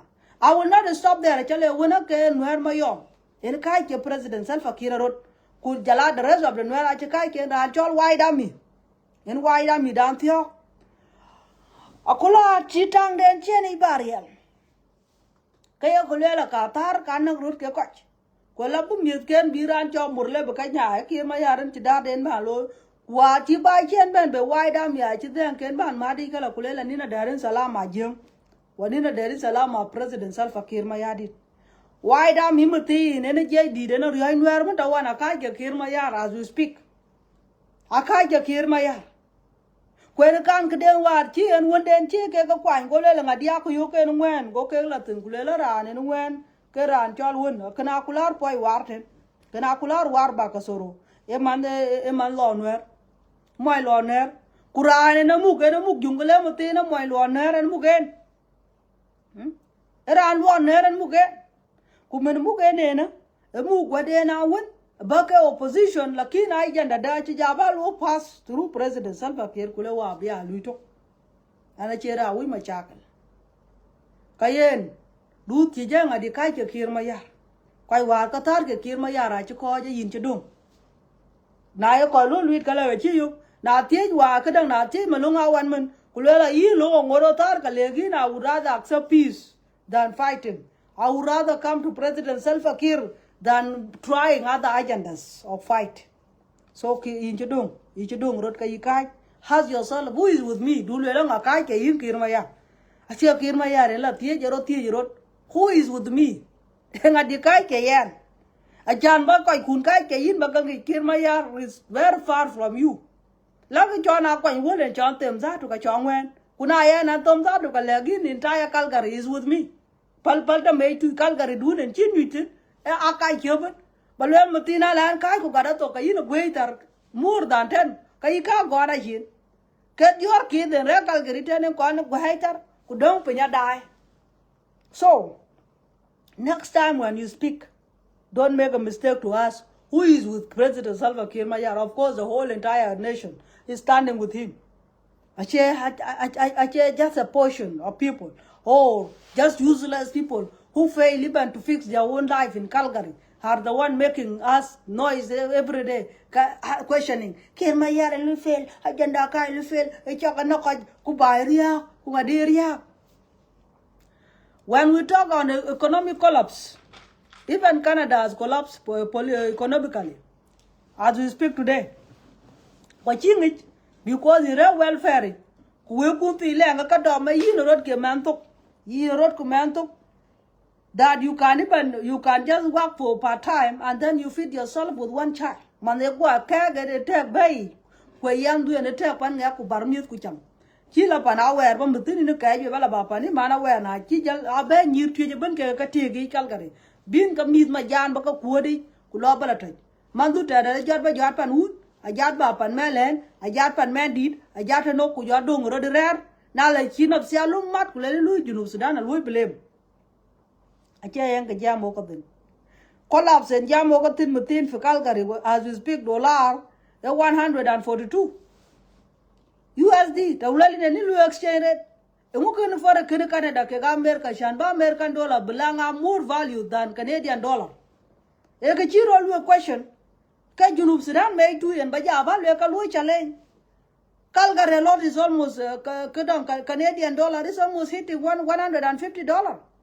If it is almost hitting $150, that means the Canadian dollar has lost the value. It has lost the value. There is a bigger gap. What are pocket? Canadian dollar to American dollar, they are 105. Can pag in. Now we are at 110. Lakin the increase to 10 within in the government, you know that the whole world is collapsing. Is collapsing because of American dollar. With the time to come, Junub Sudan now we are in the system that we need to value the currencies of our neighboring countries. And in that case, dollar will no longer be our challenge. The challenge will be only on us. When Kuwaran the leko ja leko ila, ya leko kumala, la ran trade and investment. Wala ran in the mugu trade itself. Kubuloy, kawaden betayin, a big meat, kagawan marim, ke which essential food, wala ke food items. Are they be a kuma bakagawai could take a storage. Kujol kajabana wai, akuma man mabia dollar and tell auctioning. Kangwen ke meat ke kawai ke jabu ka banta on auction. Biran we boy dead. Kuban watching a kuma at a minimum price. Ran we boy a big one watching a kuma at minimum price. A right there can stock a kuma kabia in place. Kujala will abia in place kujala prices abia kuma alu monitor. Lano bika white. Kubaban tasumum price and lazim be low. Kunaritin kabila competition between the government and private sector. Kunare competition think a competition abroad on the pricing and those prices will lower. Takuma kongayo at a cheaper price. Kulwelka lui monitor basing on the prices in the market. Can that mean the private sector kabu prices cannot be lower and the competition will go smoothly. Ko kachini bilanga problem kin dollar. Dollar rate will not be our challenge because we no longer value anything called dollar. Ran bi dollar pinga ran awon bijal kala wood. A big community in a certain country. For example, Uganda lay a bigger highway at what price? And what you could have. Kaka wilka, ka dollar, kajola ping, kalaping Uganda, and la big lay white. Dollar a bila ping, fi Egypt, and lay long a dealer roos lay white, and was sukkar. Gadia bila ping, dollar, won't look at a white, and I keep ben a long thing. Kalas. Ken Jolin, chickary the London kajoban white with using pound. Kakuma Jobama need pay because Jaban will calculate. How do we add the value added tax or not? If we need to add it, at what rate can we add? A rate no bogalu add. A rate boga you up to the point I will be run out of pay, which well no. What there will card a kegalu charge in a big sukkar, zed, mille, ngadi, a will card. we cut and take them in yal to okay book a book pin for many time I shan't be dollar but be cheap and ban man issue. Kaka aka we baka juactin jam do jam chocolate ben by pana when chikoya lazy thin and we are lazy. We South Sudanese we are lazy. We are very lazy to the point na chona and loy kala we for Uganda bugan lui kunyir kogare pink jobless. That shows the laziness. We are lazy chona and loy we could be Uganda. While I'm where I am jobless, I don't have a job. And if they are telling you come and work as a house guy, you don't want that job. You say it's not your level. Can you elect South Sudanese being the laziness? With the ready food not to work for it. You must work for something that you are earning. The way you need bala will, go well. That you will with Kadang Joglon Yanloi Chirai. Nirkong Matina graduate in Uganda and they are working as house girls. And they are making money. They are serving, they are helping their families. Yakulel Uganda look progress way. Uganda, you know, being this Ugandese chicken, I have exported. Kubila, Farabo, and bigger Luitin. And they make money. They bring it back in the country. And we, the South Sudanese who are living in Uganda, in Juba here, we go as far as Uganda. We go as far as Kenya. And Kenya is way developed than South Sudan. Uganda is developed than South Sudan. Kuok house girls. Ayoka ga diet from outside. Kunyir kun junubin. Aleran ka pir wemur. Ka wemur ka binyir bi ka pir. Ku gwej. Achin no mudut. Kwena kin menen kin kwadun kan matin chi wega. Chiran gaga jare na la kalela there is no need of getting married. One day one. Aya kuke one mo. Proud. Iran ya proud kuno me fadi. Rana ya proud kuno me fadi. La na la bade biran ya go ben bu gwa linya yi ka che kul gwa warping. A che kul warping 100%. A che tar ngan. Buran gwai na to ka jal na nyak ba ka chinga ba man ben bu ban le ga yi je wala la ka che kul gwa ban nga ya gwa dollar ta. Dol du na we dol wo tar. Ku kwai ka ke ya tare ya ku di. Ku tak na num ka pe bu lo bu ba bu pya. Ene ki chi pa na raja le ka rai ba ya diar ke rai ba. Juru ba diar ke rai ja. Ngo wagel ba ki nyir loy. Ken wagel ba ki ya nyir loy ngo ken wagel. Ngo ken wagel ba hak dun 25% ba ga lu represented in a good faith. Today as we speak, the highest number of South Sudanese women are holding a bigger positions. But are they empowering their fellow women? They are not doing that. Because when they see another strong woman, you will start looking down. Chatting and ngaken, think the lawyer to the chin thing, and tell them when yago balum, I have way socket, think a lawyer. Lano way a chatting there. When you are beautiful, come in our way automatic. Because now I keep waiting in a car rotate and I have much in a loma. And what young white. This is why now people like us, we have been questioning Juba. Hey, Charamita Juba, quite chida, way you are going to Juba, which are in Moyarabia. Because they do la Arabia, a white baby ranjayo. Arabia, what they may mungai, Kuwayin, Kuyogarabia. And a problem. We are facing this kind of challenges. That beauty is not in the pussy. They take a cherry muridaba murena white, Kubin yapir. Education, a chayamu, a chay in your passport. What chay in ya kadang ya tasni dungat. Kwanana where they are right by right.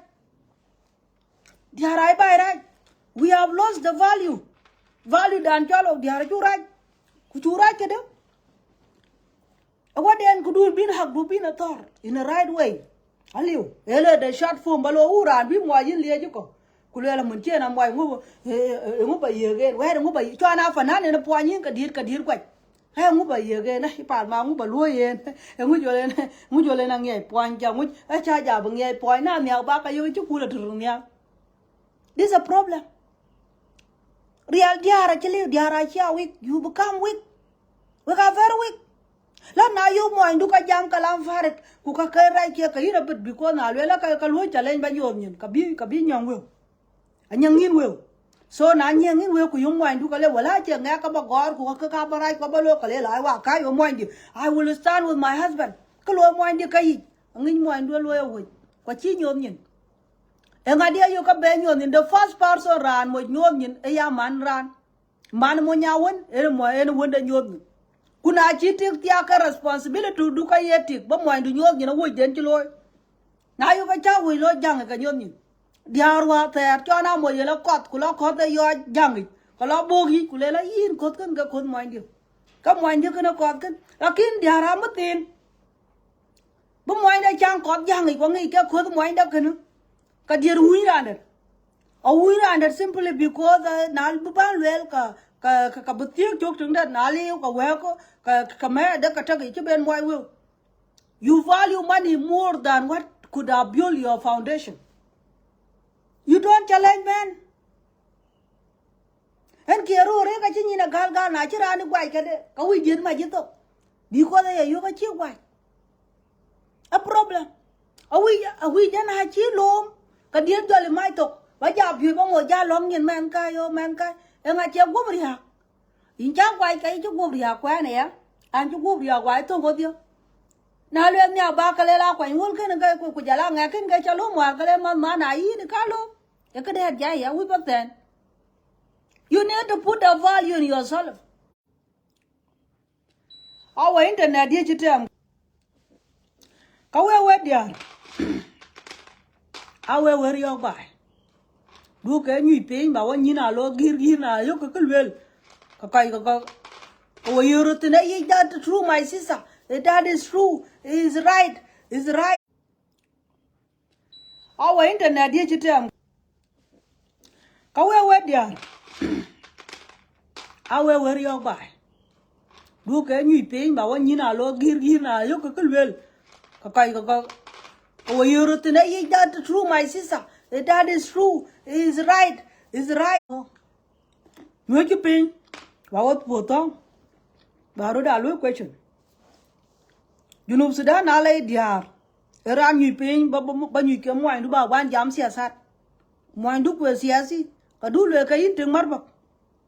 In ngoài nó siya si quý nó nuôi marbak. Ila in trường marbak. Marbak ay mát cái will buy.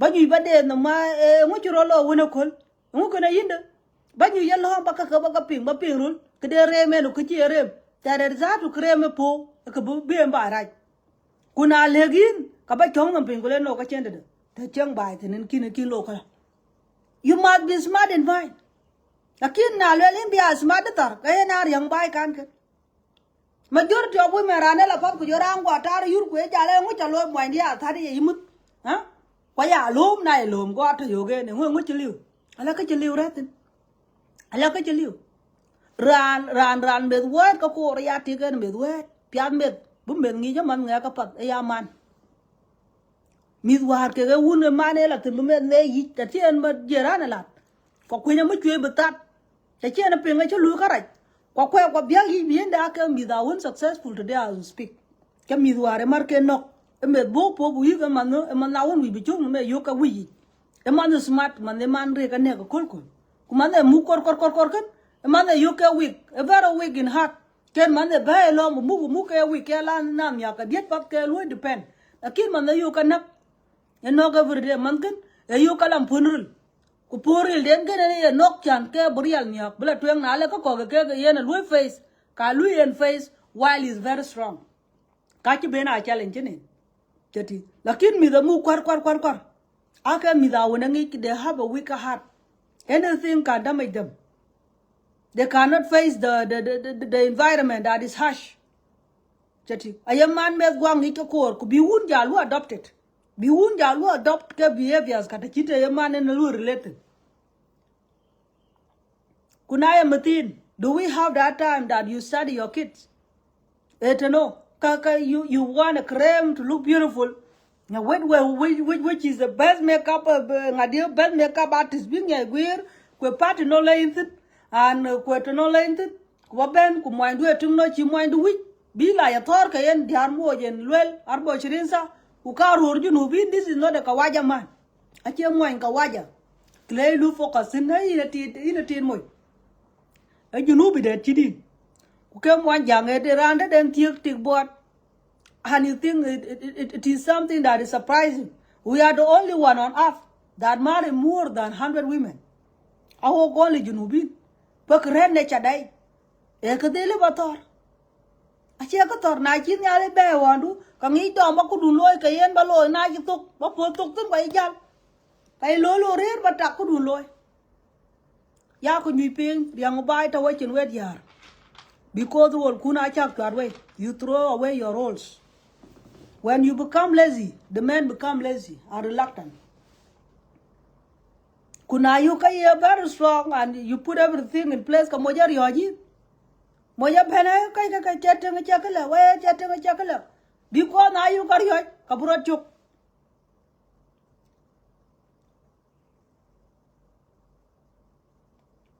I will get that back and judge Junup a panavarian. The hard war chirager womb. I can check like a poly.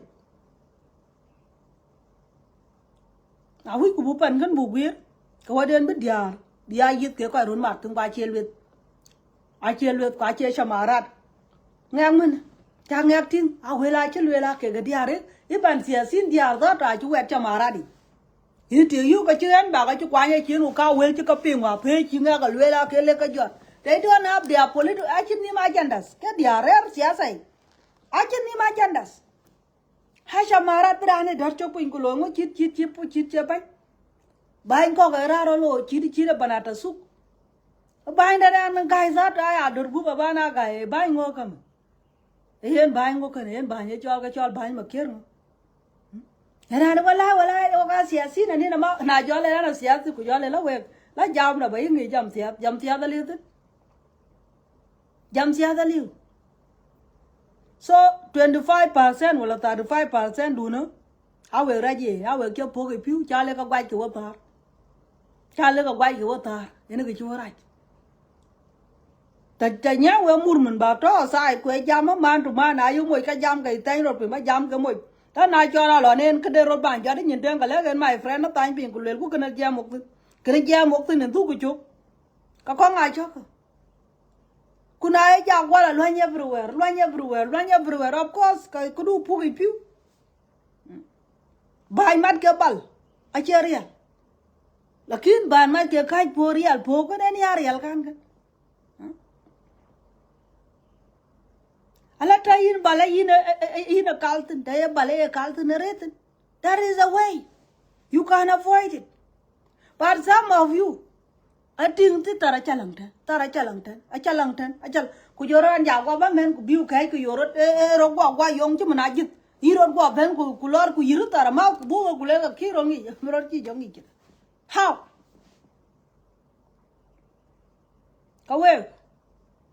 Look jump on the kir my yarabu, baby, kuma, dear boo, loy, kuma, white, kuma, julo, well, I was her. Aya got a lela Kachirang way ranjay. The Jinga Jai, Kachirang way ye. Kunangai, Kayina watch. A long way I got. Murchuquaja chair of the nine. Kunaya Murchagam, Kalela Lorton, yes, go in. Kulenga. Kubao kai to be kulewa wallahi they rape people in the country, they do this and much rape. Ko mwan jang wa chin nim re ben kia mwan jang cha tarian. Mwan jang cha tarian. Pan mwan jang yan mwan jang ben bela nga chi moy nya ra kwan ti bela pande. Na chela pande na ka yin jo lu ro jot pin bele nyan nga ka chan yar ku ba pia. Nyan le ra ru mo ka ra tin le ka ro. Cha la na ben ni wen gin no be ka chi ben ye gin ni nak. Ka ni ye mwan jang loy. Nyan chan yar ila ba pandien kule nyan nga ka chan yar ko wi ya ti chene ku dil gamin biya ti angdu batya na kwai ka jin ga jat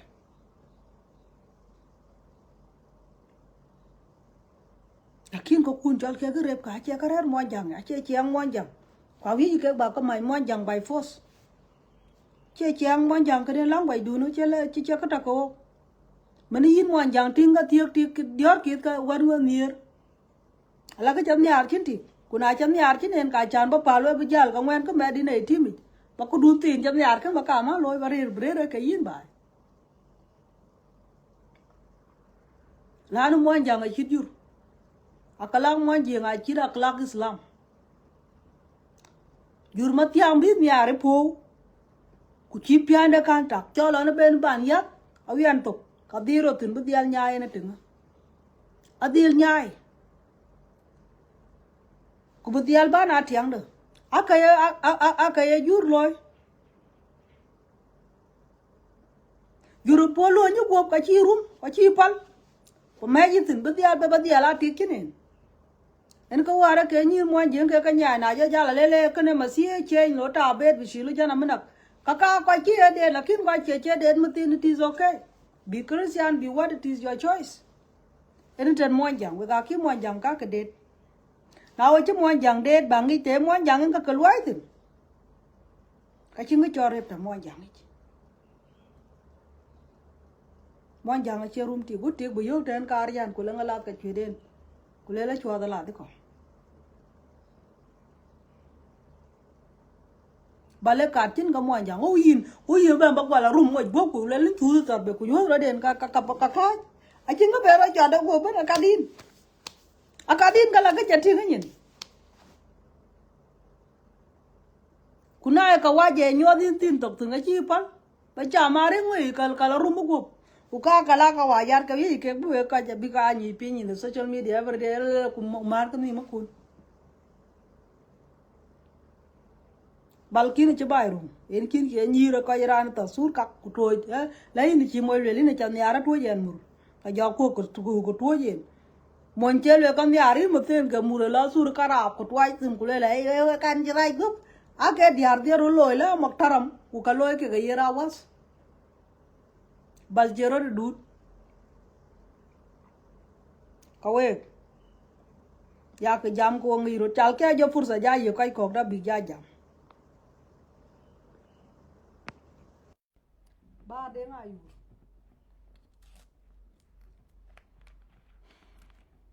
ti yin cha to request queen wor ti lai ben ma ku dun le ba le ba cha la ja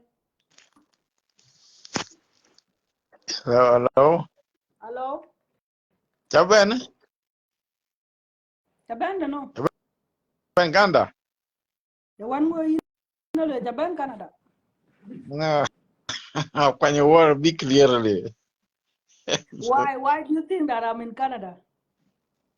No, I just ping there may be a mistake. But I just ping chi Chaben Canada.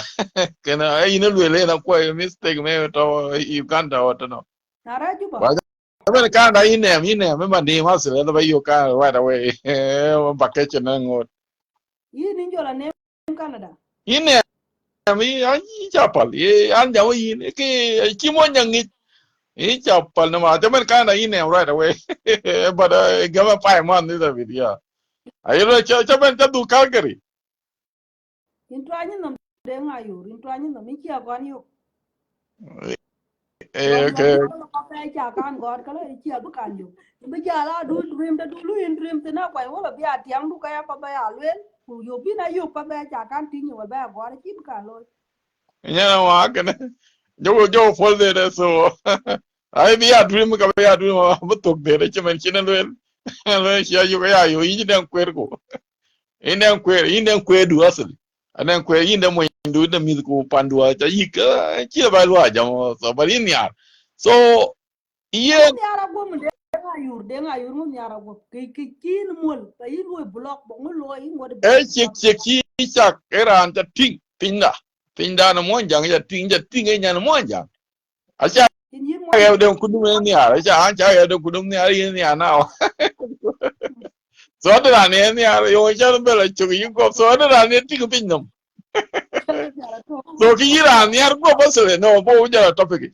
Ki ira ni ar go pinnum cha ting inge. In cha ting ampai ku yin ya. So chinder pinnum mo jang. Aya to pindun. Ki injat bayi panda. La tor tu ni wula tor kai kun jatin de chi ke pen ti ga loy ga ben wo kan loy bu ko gang ria chong ni ka ju ja pa ya lo loy ya ba Deng ni ayu ku lagi de wen ka lagi na kay tong agar luel ka cirang ba iran jay. Jolo na jadi na balo kede ke cirang kon lo ya go kala liu. no Aka ala ba ba ya eri so no yeah wo chi ko room so e jam ima kong liu no wet ko ba jo ngi ra na ni ari so near number 1 so bara ryong no wer go ba ja beto chin ke ma pat ko bi che ni ke amu pat wo chi ko ke room ko le bi ti le ke ti bi ni awol ke na wi ba ba luel. Because there is not a single day be anka nyuti palka bi jana mojine. No, yeah, kidan akwai wo yin ya rasila ku je yin ku ten. Yeah, aya yo yi kidan. Yi ya ni ari ko yi da en. So, wali ni ar bari chaman. So kidan mu to dere. So chi lo yo. Kalo wa, ni tu kalo bakang kai live. Kulor ba yudu ti na to do ke ba be to ku jala le ling ba ja kwai ba jala ta to sini. Kula lo pa pe jine, a cha ba rai po pe la in cha win. Ku weli ne. A che ya ja mun pandat en jaro jara jota jode rotun ku jole ka kwa ngol em yi biat yang dir. Yin a ja ngut pa dun cho tui. Chin tui dun a ja ngun ayo ba ti a ke ya nan bin ba ben ti ma ja le ling te ma gor. Ke ga yung ti la to bodat ku le langanan. No, you know, il manan bara yo. Abu dial pol le because i cha lo nom. I cha kon I karainam. Aya te wa irainam. Acha dut ke to mo yang ke dang acha go. Cho go to mo yang in go asli. Ke cho go bran go. Amen mon. Deng ayu. Ya ke dang de ja kan thong ko. Bai panda mati na china jal ngun garial de ru bro jot pin ka ugly man from Goria. Ke dia chol the last man. Ke dia la lang ang kira ka. Bro ja job le kala tie tui. Ako gwa dog bili ya go dog bili to pan bele yi. Mule ka rai bu. I nyan pot I pot hotel I mo ba pana tik. Di ti ba da I tu. Ti ba da I akwa ma de ba de ngayu. Ayo loy. Le ga gar ka ju ai mun bar ko ti ko la to we ku ke dedicated ko lu cha ba gun man. How many years? La 2 years man. Then go. Ma yine. Chiranda. Moi war chale ka ye ka chue ka chuo point be de ga ji point cho point den rabe ka nya de li No, I try the ngajing. I try the ngajing. bar ko fit wala to wer ko de ko lu ko bu ba mo cha ki tie we Kedang akwa wala ki ento ki. Te dengra wi ya denga yur wi achwa denga je wi ta ti na kwa ni wala ka jolku. So yin tu jol. Ya na yanti jol mi wote ngine tine. Ngine mo nya chwa ben awen twi an che wen. What yin ta loy achimi ke tu le yin nyana. Ami nok denga yur ko cha na ke nyana ma. Denga yur. We shameless people. No what you shimmy equan moras weekend ye yoba. I lay what chippy. Coin take a ladder upon do not when I'm more because they were that job. We got shameless community. When you No, what a young reality no, actually, a little bit the tree. The day on the road, ran the other way. And we call him Timan Yarani. You yana choke Yamayin. Aye, but even when Bertie, Latowe, No, Tolma, I keep a pay. I keep. Okay, hard working. To do nothing of Queen one young two to do nothing one woman, a Queen one young with your thing. 2 years now. About the other 3 years. Why 3 years? Where is it? I told you in 5 years. You killing more than you ugly guy. Yeah, but just for the guy, then are you told not to my feeling. You didn't. Yan ba chan you give it ku nganya tar ka yin go bichu go ri ay kalelen ba go bani basically In ina yo ba chan you give ku nganya chokala kai ba go ba go da ni you go ri no, each child got a little bit. I ain't like to be came at kwadun kan che kwad di la bele ka ba kwa bo kar do la nga daraja ran erir ti Aqua joya taffy, painted, but I'm tin chachu. Tin ya the fight the chachu. You don't you eat a taffy, I chachu, man. And my eye. All about your me at the thing in it. Tell them what it's about. Honestly. So, you pay the rock. Denga yu na e chu ka janyo mi de ten ga jiti janyo kala wa tin wi ku ko be ka ti na tok da tu ja be mi Deng de che ya ni adol. yi num chale war ko ko ko nyol pin ko kay live ku jo be ko tin chit kadam ko tin chit samula tin kadam zakira da an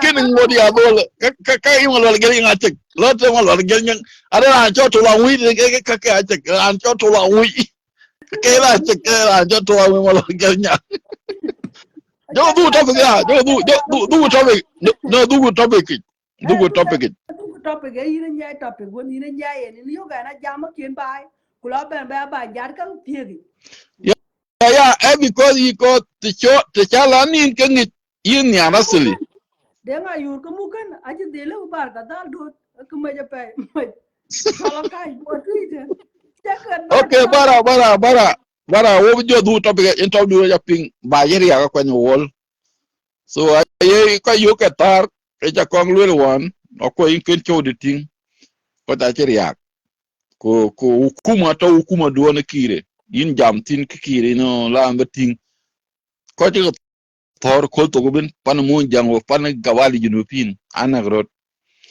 kuma tianga nyo to wan ti wo tor 2013 so chin jenbe to ke jen zam the South Sudan ti inda asli a system so ay you ki ko ronok ko hukuma kire kon kan yigi ne wo kire gon lo kire san so yo chen je lo ne zamu nasir wan ko te ronang now as you speak jaja munazam tapi jaja munazam a chin je nyaw jen cheting which batting no nyana ma chorot yi du kire ko ne pat kay wur eran ko ne pat kay individual ke kir pen pinmonjang ku joga wal jindu bina nak rot du kire ting ke ne hukuma pat so du mar tene aboben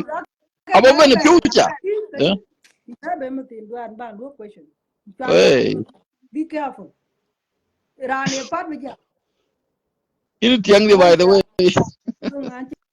tiang du jang chama ngong ran tiang gat ke yin do mi ra re re chile to lo teng okay ma lo teng pan kai lo teng kala jam ba de jin ba re busy kuna re ba busy kulan community le ka thar ke community every community la ma mishkila o ga ko wora to wa ter timun we tu chimun we ga we ma we ga la mur le impossible mission every year we ga la mur le la wa la tor ke mur le na la wele mur le no kula ko ben ku yo ka gir ki ko che ki ren to we ga la ka mur le a we ru jwa rut ba la mur le la wa la mur le no a we ru jwa pi we ga rut la wa la mur le tu ka le mur le gwe we kula ko du ko lo duar kula mur le ay kai no mur le ay ro ma ka jira ka juti chi po ka dang la ka juti ka chi da ka chi par ka la metin aya murle ku ka we la ba murle le jo keto we pi tunga a we ru jot pin den ba ga kun ba ka ya pin ko toria na la ku ka le we ga na ka ri ki por ku kat ba ru ban tian a we tunga we la ngal kwaje to le ke jam amara so jam ko okay lo teng awe tunga na piang ko nwer ka jal kala de le tup tu wa barot ke nwer ko ga la tup wok jam wok mo jing ko kibe na la wona we aba ko wa ka duwa ya ko responsibility kan dole re ngadi chin re wa chin wa junubi all it is collective responsibility of all citizens che karanto akula re we ka pin communities ka tar within gorial o mit gorial wa ki ka timbule wa lo ya yo ko chol ke peace because peace ene ben ba chola twen una le ke tong ka che ba chola twen a che lon kin ma ya ran wan dun wek citizen ba chi ben be mu chu dun wa den ba wa chin mat ku bu ba bu chuk bi ko bu ba bu chuk ka ben ba chuk ba che ka ran to ko che wa den mi ha le ki re ba lo fa shalo ki re ba lo kala ki ren bu ba chuk a we bu ba chuk a we citizen ba tan yarin ba pan dun ka iran chi di ni iran cho de nga yu ina kai tui kun yin kule we ya kala di murle tumu we ka to murle gam ku dor ke murle ku bu panda bu chok gam ku dor ke nuer bu panda bu chok gam ku dor ke bor ka ga chawi na pungule la mo tui ka mo bor ko we la ran na le mo bor ko mo wala na kwa wala na le we cho jam ko we ga na le we ga mo jing wega mon ji wega ala na le wa mon ji jungule ke duot a we ki koy wer Akwaje wala cho lwe watine cho lwe watine yan gwen te yede gwen agere a taw diara diok diar ka tisi je gwen te yede tene gwen gere a taw diar ko yi wo koyger wo ci ka ngatian yin ya je gwen te yede abi ya do ko to ben e kwer ku jabalein chan ba ping yi asili so ya yo du ye bebe yet ye ci ngater en ting so kito wachi tene jurup ku det ku jasili ki yirana kir kony wo hukuma kira niop wo ci wo dai to wo mi ga twis hukuma kira niop e da jari la pay ko ci to ngun yo ben awe ga ru da janda kidanga ake wuje ke akwanya na ma ma le ka da akwaje wala ni chemet na ndai ko ina tie de ya ku le indai ni na we ga ru awe ga le la kuma kira ni ba we la gubda le kir go dal dun wa dal we kir go wa kan kidanga wa ma ku akwaje ko tin kwen ga ki akwany wa na kai ka succeed akwany kai wa ki akwanya ma wa ka succeed dule akwany la kai kwanya na dai wok dai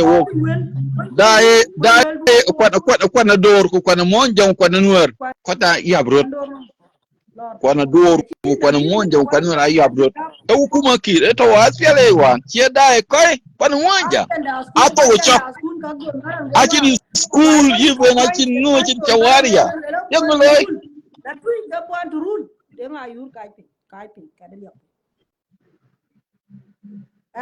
and the boss here in my show now bar be liak ban tap ten in jati akya ke ka jori ka lander goret kya lo ina yuk do ka kya ke kan ba yin hada gen my own show chamon bara lel kudu Chindenga. ale la lel kudu Hello, chindenga. dingen ya Well, yeah, like, think you doing a play, you going to read it. Doing a play. e man tanam Well, you look at man julu betan e nyir ban yar media yeah. nan ti kan nan ti nya I think yin ya dong ti nyot chin nyan cha yung yan ya you doing a play. ui bel wel kudu wel I don't know, I'm with them. You were think. wel kudu wel pal ke lo gor mo nder wala ngadi lo gor tan ko bi nyar en kwani mu bi nyar ko mu bel wel lek chab junu sudan bi dai 525 dai ten kwani jeng kudu na wich mo ko na wich Quite. We'll check a little more. Go out with the pay. I just meet you and get better now. yin dele ba pom yat pi Can more. te en wer ko to ba ti miet po ba pom yat pi den ba kata pi ka kai mit put ke ka ki de ting ka 560 dai ka aka mit po kwa re pi den ni na bre pi wel ke na wich ba lek chab kan junu sudan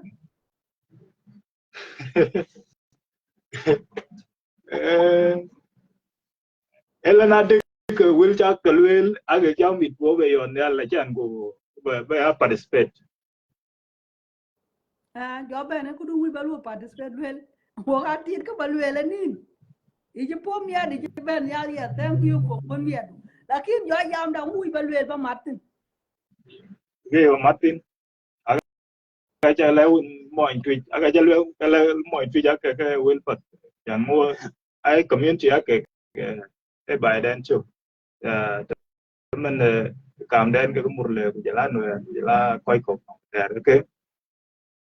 So I guess suppose the peace initiative big la loy among these communities. Kuna kiri jala wang road kiri jala jam kong là rai koi nong kai rai yu kun ban so kaga che ka pat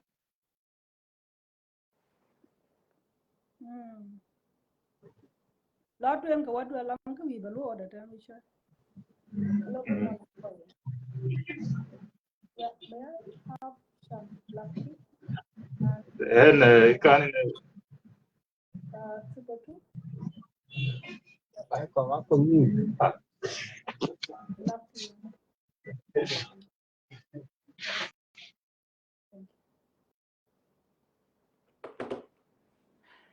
chứ đó là đứa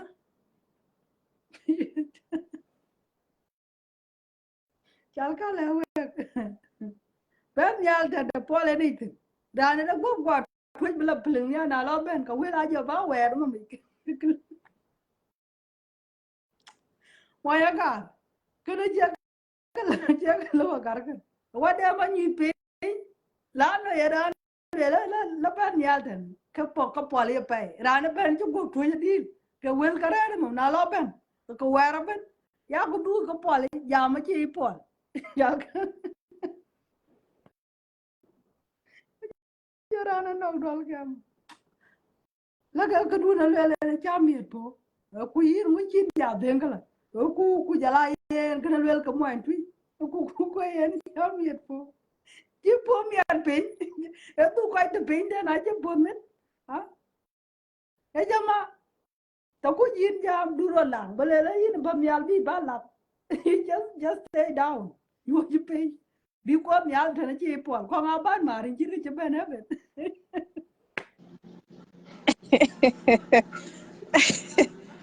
akwala ku na ka ba una we gandol we ai coi pandu le coi de no que chi we ro ga Ai ram pe gar ku jala moy tui eh moy tui jare jam go moy gar ram pe go jam jala to da bin jam ma ku ra chiên cái này lấy mà phải các gà chết thôi ai chi no ngam ka le ku ngon ngon vẫn phải lấy cái chân lắc ngồi bò ra cái gà cháy vô anh mấy em vậy anh mấy em chim phò po le chi ku na ala wa ta le moy gar ja ka ben ya ka ba go jala wo ja ka na le di e ku la ka gar ba le kon ti pa ko wo ja ba na le di jam cái bé mất trả lời mà biết em giao cái giả cái quên cuối lại bạn trả lời mà mất nhưng với lại giá là cái đèn ấy với lại nhai coi nhìn với lại là còn về với đèn áo quay đánh quay à đèn tình giúp à cái chú gì đã chú quạt về thì kia chú vợ quý cái vùng trên bây giờ ba cái gì mà ba cái gì mà pada phun mì pada chín phải dulu jam du cái theo nó cái ada bài đi lên balik cái dulu cái có cái chế ta cái mì bắp mà hết na là ít job ku như này well that bây giờ na hết cái chế rồi đó như này chế ram cái to cái chế ram cái cái you have to be up my friend à quay quá cái tin nhìn mới tin na dùng vào America cái trái yên nhìn ngớ này chú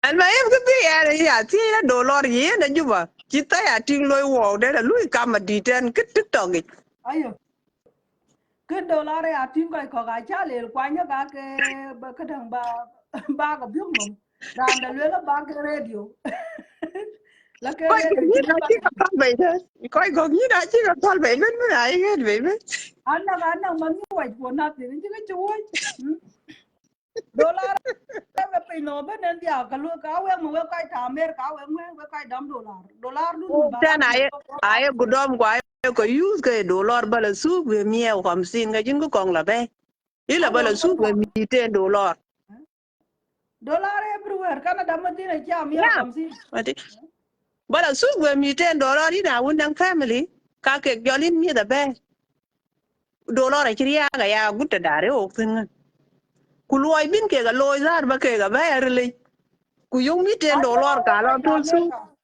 cái thảm em cái đâm dollar với cho qua giáo cái dollar ở bữa giờ luyện pin thế cái này là cái thảm em cái giáo cái này cái cái thằng ati pin da kira cái war mua nyin cái tin men con đây đó chating men man kir wara loy men gaden da loy en men o nyin o ga ja kat ke o 24/7 la ba kan loy cover ka kan lo yil be den ku kan loy cover ka kan kaj be den yo ma chin nus yom ku jala yo men ya gadang ene gadang nus yom ma chit gadang one day one month ya chit is bo year shit ya na pe ya kwa tinji kwa tung mun wala en ngudi ruon aza wai gwa jal wai gwa kad man wai china Ruba ka dua ka mu ka duru ko na man duru kan ji bate na ji real ga cham ko mu. Kuta ji bani. en ge ale mun la duro ku yin a cha wor ko nyan wol dit duro ku a cha wor en kin man ke china ma sha Allah kala nyari la den ya le ko bi ti ya ga yu ku bin wo lu inviting ten Ana ting bugla ma ding ha willo, ana ting ma ding kyal. Chala ma ding.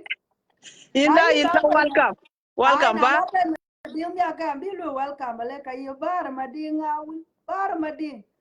Ka ya chon nyan pa di ba ka da tal ka da ko bu. ene mor Ai nda mo nya su pan ko ku tim bu cham ku jo ku lu bu to. Bu ma ding kwa ni wo to ku lo ku bu wa ra kwa ni wo to. Ha? rai ku ben Yar alama di ngawul ba ni ba tau chari ba ai pap ge tok ten pa ba si da ko kombo bo ya pyang pa bu lu pu pin ba a ya ena shaman ki balegi ten aha en kan kulawa o di ena koy long latin ku ya na ku te nga nye na yue ba ngai ten facebook ten bu ko ji tong e ga ku ye ga chola ge tong ari je tong ko ya ji ga tara pe pin kulawa o di ten lu la ke adi a jama go da pe di ku ku liap ka ten ye na ngan ngi je a jam tin metin a e ko la mo ji ba ni e ga lela ga nang group that you chỉ có một gì vậy chứ mà đi cả vào thì chân je wa to ma jari lo ka to ma jari lo à kì le ga ai na chưa cái gì la cho bi chị ta le ta ken propaganda e ban to ma ki ga to ma ki ta ki ran ai kran joro tian kalam ai ra tian ku cái đằng này ku rok kur ni ku en kornol nhìn dia wala en William kornol en ji ke ga tian en ko ai ke be ayo ku ti ba ba wa che ke be ko an wa ti ba lwe ran ko wa lwe ran la ya ya ngin bro ben jot pin ka ke ga la ngin mu di wa ji kwa ji ke be ke na jap ke facebook ye ke chin ke ti biya kala ba le ke ni tin ki ko to ajala wara galabas ala da mana ni tir war ba jam tin ke ya nu pe twal pa bolat ba bi bala luai ja pa ke lui pa ta dien luai na la to kam ya ga chin pa ya nar bo shirin sa muran ke kia pa den jo ka bi tin ala tin wale la nan ba ai wo yin ba di ting ba di ra cha de lamad bro wala yin go bi nyal ba kula din ba na na ya bala cha chir ko re nyen to yi ba ja ka ya pa dong tar ko ya na le ko la wala ti ya ku te nga ye na ye te nga ye wala ya ka ya ga ko yo ke ma la ja yin mi kala no ala tin u bala balela ndai pi pa kutunga kwa yuol ka chu kwat pa kwa yuol ki ka kana la da pa ko ya na go kwa ma ko yir go ma to ni ka kana la tong da pa tong ari ya di pa je tong pa ba ja yu ka ban kir ba ya na la ka pa len kan kir ma yar ko ka dia ko na nya ka pa yu ya ka lat ka dai pi na la ja kir ma yar gan ke lu pa tur kwa lu ga da tun kwa lu aisha kwa ra be la ge maru ra be la di na ma mi rien ke ben ten cái đằng này ten ai che cái tin ala ma ko le ya tin ja yu ka le ban kir ma yar ba fa shal bet adola da u fa shal wa ya murugu para ku ngadi ko la ba kara la jib bi an wa tu la ka da chore na bet o pe ya bet ka ba ya na ba ya ki tim ya che ki chor ya u da sharabu ta ta à ku ma da ja ha sharabu ta isma ko far ku juba am che ni ku ga tu hotel char medina ngadi ayi ba da to wala nyan man na ku da la da ma dien bi la kan ka char mata dien ka lu la ka di ta to ka di re ran te ka chayo rana la me la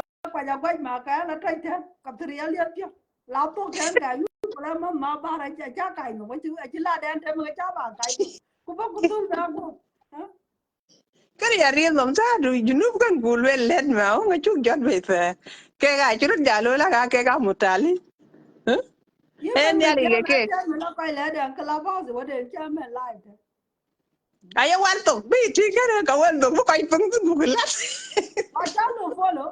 I am being followed a lot, like more than 5,000 followers. loy ta na aya la tu ai yal ka tu bi Followers. Kwe karab lot. Aya pala cha kuon ke mana che bala.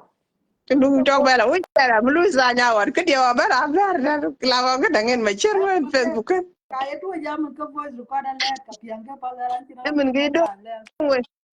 ke ga ko de ko ye en tok na arab le la ka useless le ke useless de. They are very useless. Wallahi rare ro ja jon ni ba gule wallahi pa de kin ken guro le jirol ngudi di te jong di wan te Anya le ke nyaya ken teman kelaba nyaya. Roja yor gor. Wah puna ja ting tong di la la ba beneran ja tiap pin ke chi ke da. Aduh, oh benar. Wong dia. Ani anang video ja tingo ko ke loy ke na che video pat ke video loy karan dia kun bra na motion che pia kala abba ko je anang ya la kai ranyin ya yen ti Ayan bana jala nyaya. ko diu nan ti de re dia kwa live video loy ti de re dia Aya la we quite depressed. I quite depressed. A deal but all depression a deal. Quite listen in ke guna quite loot time then was otherwise. I just quite like well. a che Ke nong ko ko ke lo ko to ke ko dia li na ka I quite you get depression. Era nya ben ke stress ku yo lo ke serious. Bu jam mai ko real ko yo ko lo by force. We monja. ye We jinga plan. We le kurana ki na mai ka ma ti ne jet by. ya yen al mem am ko dang loy an bi jale ken do lor ji pin tong kan pin dong loy wo so ne aya ka le la ke lang tu je na riel tin won ni fa la kin wo ko ye loy be ban be a ci may tok tan tan wo tamamen nen al mayem yal gayit a la loyich and be safe. Thank you. You Ai. too. Bye.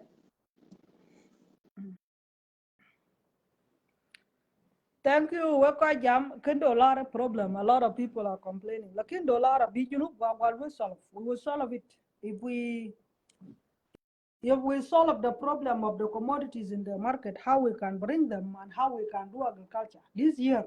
Agriculture must be the first priority in the whole country. Every wilaya kan lazim langa dong pur ka pinim langa fedan ditka ka pori kaka ke kamagim baka dia loy kayen. And I think I am done with the live video. I hope we'll talk next time. May God bless you and may God bless South Sudan. Bye bye.